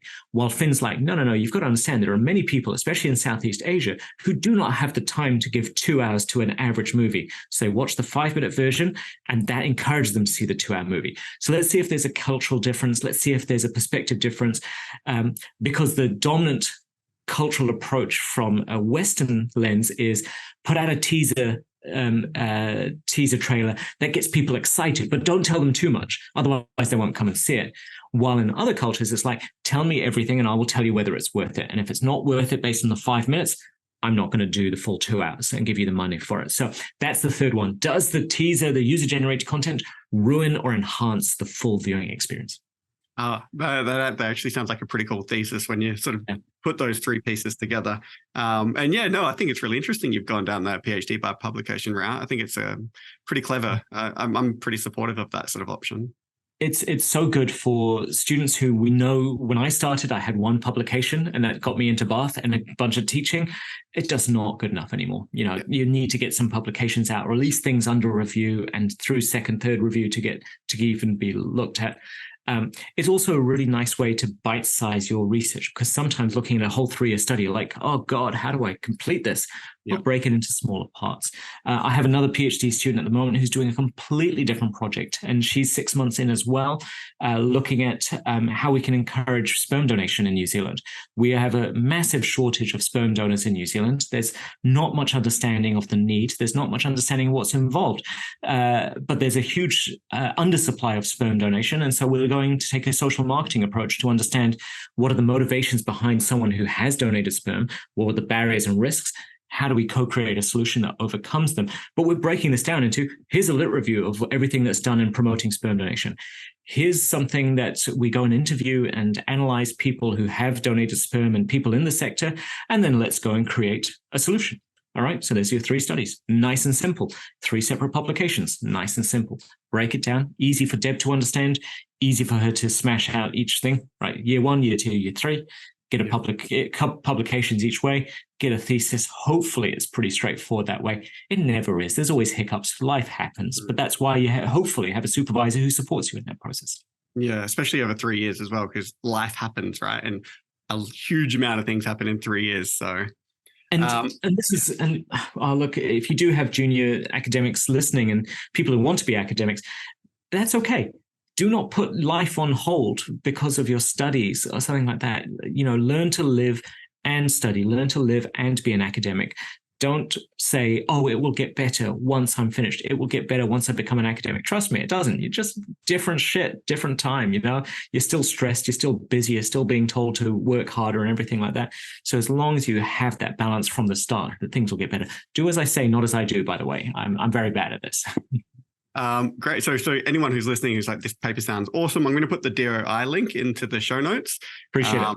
Yeah. So hopefully that sort of brings a bit of traffic to the paper. So we've spoken for a huge amount of time. So I do thank you for that. I have a few more questions just to sort of round out everything.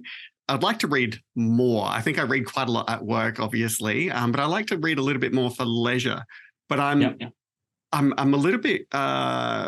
I don't like reading for leisure at the same time. So I like reading for things that are not my research area, but then are still beneficial and provide education and knowledge and fun little facts and snippets and stuff like that. You might be the same, I don't know. But basically what I'm asking you for is, what sort of books would you recommend? Do you have any sort of go-tos or? Yeah, so I'm not a huge leisure reader. I read so much for work that it's really difficult for me to just lose myself in a book. Yeah. I just don't do that so much anymore. But I do enjoy reading, if that makes sense. So I have just started reading David Mitchell's book called Dishonesty is the Second Best Policy. Okay. So the whole quote is that honesty is the best policy. Well, dishonesty is the second best policy. And it's basically a long rant by David Mitchell about what he felt was wrong, all about Brexit and media and marketing. He's a British comedian. I like his content. He does go on angry rants from time to time. And it's quite interesting how he is not a marketer. He has nothing to do with marketing. He's a celebrity. He's a comedian. But he has real insights into how the media works and how dishonesty plays such a big role in formulating our thoughts and things like that. So it's quite an easy read that way. Many of your listeners may have heard of the book Nudge by Thaler and Susteen. I think Sunstein's second book, Sludge, is way better. So Nudge is all about all the little things you should do, just little micro changes that you would do that would change your life. So if you want to lose weight, take the stairs for every flight of stairs instead of taking the elevator. So just one flight of stairs, all those incremental things nudge you towards a better life, that sort of thing. Sludge is all the little shit that gets in the way, all the barriers that slow us down, all the things that make it harder. So for example, one of the examples that they use is, voting in America is always done on a Thursday and it's not a public holiday. They just make it hard for working people. No idea. Yeah, so little things like that. We don't want certain people to vote, so we will do this. And that's just one extra barrier that slows people down. What are those barriers? And it's really important for me, not just as a person, so I can say, what's the sludge I'm putting in front of my kids and to make their lives harder as a parent? What's the sludge that I've put in front of my life because I've just hate myself and I've done that? What are the mindsets I use? So I really like sludge better than nudge. I'm old school cynic. I don't like any of these self-help books or anything like that. So when I see sludge, I'm like, yeah, that's how the system's screwing me over. I know that, blah, blah, blah. But it helps me to be reflective as well on the sort of things that maybe I do or what I see other people doing. I really like Contagious by Jonah Berger, not for the marketing side. He's a marketing academic. He is a very successful marketing academic. I don't like the marketing content in there. I like the human interaction content, the social psychology content in there. So I'm more interested by people and more interested by what drives people than I am about marketing and how to impact them. But understanding that human motivation side means hopefully I can use it for good, not just to make things go viral, whatever else it might be. So that sort of stuff is what I'm reading at the moment. I quite like those ones. And I tend to pick up books and reread them from time to time. Yeah. I mean, out of those three, I think I've written down Sludge. So that'll be on my Amazon Prime. Definitely. Sounds great, actually. Get Sludge. It's a really, really well-written book. Yeah. And that helps as well when content's quite digestible. Some of the audience would be relatively young, so they're potentially undergraduate students. And so they're wondering, how am I going to get my first graduate role? Something that you did naturally after you finished your honors. So is there any advice that you'd pass on to them? Yeah, for sure. Number one, apply everywhere. Do not apply for the jobs you want. Apply everywhere, even for the jobs you might not think that you want, but those become great opportunities to practice interview skills. No one is going to hire a CV. Nobody wants to hire a CV. You probably have a CV that's very similar to anybody else's. So you need to be able to hire it based on your cultural fit, the way you present yourself, the solutions you might bring to the company. And so maybe you don't want to work for this shitty company that's doing something, but maybe that's a great opportunity to practice your interview skills, practice your human relationship skills, because that's what people hire on. I would also start joining your marketing association or any of those networking events. We have a marketing association in New Zealand. I assume you have one in SA or if not Australia. And for students, it's usually very cheap, if not free to join. Go along to every single networking event for your final year of university. Do not start in November of your final year when you've got 2 months to find a job. Start in January of that year. Go along to as many networking events as possible. As shitty as it sounds, who you know is just as important as what you know. Now, remember, you might have great experience, you might have great grades, but if they don't know you, you're an unknown. The last thing you want is for someone to pick up your CV and go, who? Who's this? They want to go, oh yeah, I remember this guy. I remember meeting Zac. He's the guy that has the podcast. Yeah, oh, that's really interesting, blah, blah, blah, blah, blah. So make sure you're well known. So go to networking events, go with 2 or 3 mates, make sure that you've got like a little cartel of people that go. And if you can't go to every month's networking event, at least 2 or 3 of you can go, but use that mate to walk and talk to other people. After a while, people will start introducing you. A lot of people in the marketing groups really want to support young people and they want to hire good people. So they will start introducing you to other people that are important as well. The last thing I think you should do is start building a portfolio. Very rarely do grades alone get you a job. Very rarely do grades alone make you stand out. Most people going for a graduate school position are going to have good grades. They're going to have a degree. So that's just level playing field now. most of them will have some extracurricular activities. They might be part of a club, or they might be part of a sports team. It's kind of level playing field now. What the people want to see is, what impact did you have? What difference did you make? So if you were a club leader or something, I was the head of marketing for my club, and this is the content I created, and these are the things that I did, and this is the impact I had. Show me the evidence. We saw our membership grow by 13%. We saw engagement on social media grow by 48%, that sort of stuff. So start to build a portfolio of evidence that says, I am known to you. I have the bare basics when it comes to knowledge with my CV, but I also can show that I've got some impact. I can make some changes, so that when someone picks up and says, Zac, I remember Zac. Oh, that's right. He told me that he was leading this podcast. I didn't realize he was the #2 podcast in all of South Australia, blah, blah, blah, blah, blah. That's really cool. And so there's some tangible, measurable impact as a result of what Zac's doing. Let's bring Zac in for a talk. And then from there, Zac will use all the interview skills that he's learned over the years to get the job he really wants. Once you have job offers, that's when you make decisions. Do not make decisions before you have job offers. Do not go, I don't really think that job is for me. You have no job. Find out that when they give you a job offer, then make a decision. And you can say no. It's okay to say no to the wrong job offer. You do not need to take your first offer. It's sometimes nice when you have 2 or 3 job offers in front of you and you say, this is the one that I really want. It's not like accounting, unfortunately, where they hire everyone all at the start of the year or something like that. And then you get to pick between the companies, or they get to pick you. Marketing, the openings happen all throughout the year. So be prepared for that. But make decisions when you have offers, not before. So don't discount yourself and don't discount the job offers. Final thing, and this is a very gendered one, and again, huge generalization, but we do find in a job offer, if there's 10 things that they say we want you to do, a lot of men will go, I can do 6 of those. So I reckon I could fake the last 4. I'm going to apply. A lot of women look at that list of 10 things and go, I need to be able to do all 10 and maybe 2 or 3 more. Otherwise, they won't even look at me. All right. It's a really toxic, gaslit approach that society has put on many of our young female colleagues in particular. Do not do it. Should I say this? I'm probably going to get in trouble, but probably will. I do a little bit of cross stitch for my own mental health, and our director of equity here is a powerful young woman who has to have very difficult conversations about equity and racism and sexism and things like that. So I cross-stitched her this beautiful floral border, and in the middle was this quote that said, carry yourself with the confidence of a mediocre white man. It's okay to go, I am powerful, I am confident, I am able to do this. So don't discount yourself just because you can't do all things on a list that's there. Discount yourself if they've said you're not good enough. Perfectly fine. So don't be the own master of your own failure.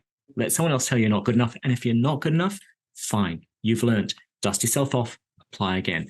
I saw a meme that's going around, PhDs aren't given to the most smartest people, they're given to the most stubborn people. I think that's the same for getting your first job. Your first job is going to be your hardest to get. It took me 4 months of trying to get my first job, and I had great grades. I had great leadership. I had all the things that I thought I needed. Still took a long time to get my first real job. Within 6 months, people were coming to me, asking me to join them. When you start, you are very much a liability. You're untested. So just work hard. Don't kill yourself because of you're not good enough, blah, blah, blah. Oh my goodness, I hate myself. We are all starting at that level. But once you've built a portfolio, once you've built some evidence of capability, people start trying to headhunt you. I think that's some incredible advice. That's very great. Would you think that would apply as well for someone who's finishing their PhD and then looking to enter academia? Because it sounded like a lot of it had the same application. Yeah, for sure. There's some huge cultural differences, and North American culture versus the rest of the world culture is very different. So I went to a seminar when I was over in one of the conferences in Europe, looking at where PhD students had gone, and the average number of jobs that American students applied for were around 85 to 90 academic jobs, which is ridiculous. I applied for 2 and I got 2 offers. It was just madness to hear that the average was 80, 85 that people apply for. With academic jobs, I would apply for everyone still, but for Australasian in particular, 10 to 12 applications seems a bit normative within the academic circuit because we're quite close. If you're going to another continent, put another 10 to 12 out, sort of thing. Find those jobs. Going to North America, you have to do shotgun approach. It is like 100, 150 applications. So apply for every job that comes up, apply to everything. And out of the 85 jobs, the average number of visits that people were offered were like 2 or 3, and the average number of offers was less than 1. Not everyone got a job offer, sort of thing. So it's a real fast attrition rate with that. While with Australasia, I would build networks, go to every ANZMAC doctoral colloquium, go to every ANZMAC conference, make sure that Uncle Rod picks up your CV and goes, I remember Zac, not who's this Zac guy, find those connections. Leverage your friends. Everyone wants to do this on their own. No one's ever done anything on their own. Ask your friends, hey, I saw this job's coming up. Tell me about it. What sort of person are you looking for? Oh, I reckon I could do it. I said, that's great. Let me talk to my boss because I think they're looking for someone like you. You're not going to get the job that way, but you might get your CV to the top of the pile, get an interview, and then it's up to you. Yeah, far out. I didn't know it was that. It kind of sounds like how they apply for college enrollments to begin with. Like they'd apply for like a blanket application, right? And then they get offers. So it sounds kind of the similar for. Yeah. Well, it's much more relational down under in particular. Yeah. I literally had one of my colleagues saying, I know you're not going to move, but we've all been told to approach at least 3 people for this new position. Would you consider joining us? And I said, tell them that you tried your hardest. You really worked hard with me and I'm really excited, but the answer is no. Made him feel good about trying to do it. But we're all asked to reach out to people we know and we like to apply for these positions rather than going scattergun approach. That's just the South. That's the Southern Hemisphere approach more so than the North American scattergun approach. Yeah, especially if you work in a department that is quite collegial and you work together and you have a bit of a culture. If you just sat in your office isolated from everyone else, I guess it doesn't really matter who you work with as long as they're publishing and the teaching's okay. Or ideally great. And I should be careful. Like we are quite happy for people to come in from a different perspective, different mindsets. We don't want to just create clones of ourselves. But equally, if someone comes in and they're not collegial, we're not going to have fun working with them. You might as well work somewhere else and then join us for conferences. We want to enjoy working with you as well. Ooh, so I've learned a huge amount today. I've thoroughly enjoyed that. So thank you. The last question that I like to finish with everyone is, what piece of life advice that you've received that's been excellent or that you would like to impart on everyone else? Look, you sent this in the email. I'm like, I'm like I said, I'm such a cynic. I'm a grump. I'm getting old and curmudgeon-y. And I don't read biographies. I don't look up to, I want to be like Barack Obama. I want to be like Mahatma Gandhi. I just don't care about that sort of stuff. And I don't see any one person as being this utopian depiction. And so it was really hard for me to think of one piece of life advice, but I want to give a couple of bits of advice. One is more about writing and one is more about life. So the one about writing is a Mark Twain quote, which is, writing is easy. All you have to do is cross out all the wrong words. And for me, that's my process. I write a lot when I'm writing, and then I cross out all the stuff that's shit. Too many people go, I have to be perfect, so I have to start writing. That's not perfect. Oh my God. And they overthink the writing process, and I can never achieve this amazing manuscript unless it's there from the start. No. That's not how writing works. Just write. Write. Try and get as much down on a page as possible. Leave it for a couple of days, come back and trim it out. Even if you throw the whole thing out, trim it back, but practice writing and cross out the bad words. All right. The second piece of advice, I'm not a huge fan of Simon Sinek. I think Simon Sinek has created a platform on very little evidence, effectively. But knowing your why and knowing why you are doing this and knowing why you are here and knowing why you've chosen this path, I think is so important for everyone. And so he has a whole TEDx talk on understanding your why. And I think he overreaches with it. But should I overshare? Yeah, I'll overshare. I had people when I was doing my PhD actively try to make my life harder. So my wife was pregnant and they felt that having a baby during my PhD would hold me back. And so they just encouraged me to try and terminate that child.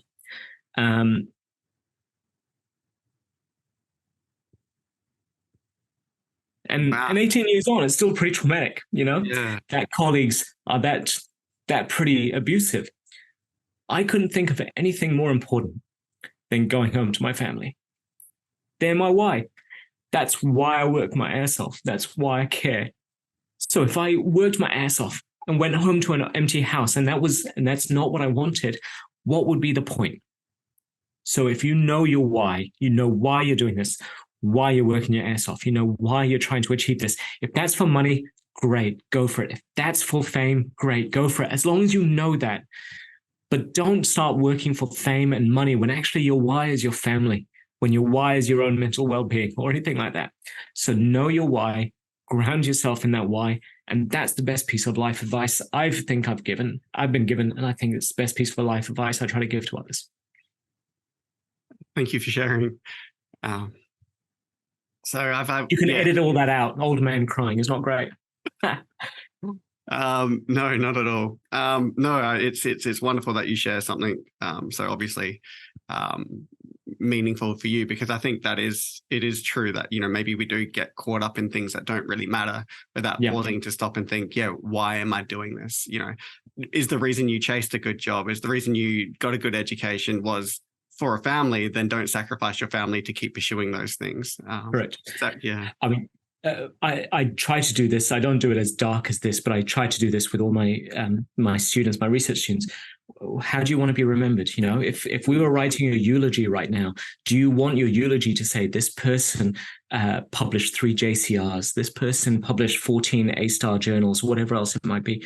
Or do you want to say this person was a great partner, this person was a great wife, husband, this person was someone that deeply cared? You know, what are your values? What is your why? And if it's to publish, great, just know it. If it's to be a good person, great, just know that's why your why is there. I think that's an amazing way to finish. So I just want to thank you so much, Ekant, for spending my morning together. I'm blown away by how much I've learned and that you've imparted on me. So I'm assuming everyone else would learn as well. So very, very thankful. And yeah, really, really appreciate it. Well, ka pai hoa. Thank you so much for having me. Thank you for having me on. Thank you for allowing me to share a little bit. Hopefully you learned a tiny bit. So unbelievably. Thank you. Hey guys, it's Zac Anesbury here with just a couple of quick reminders. If you've enjoyed today's podcast, then make sure you subscribe so you never miss an episode. There are plenty more interviews to come with some of the world's leading marketing academics and practitioners. You do not want to miss these. In the meantime, if you're looking for another way to connect, then follow me on Twitter at Zac Anesbury. That is ZACANESBURY for my take on the marketing issues of the day. That was the Zac Anesbury Show.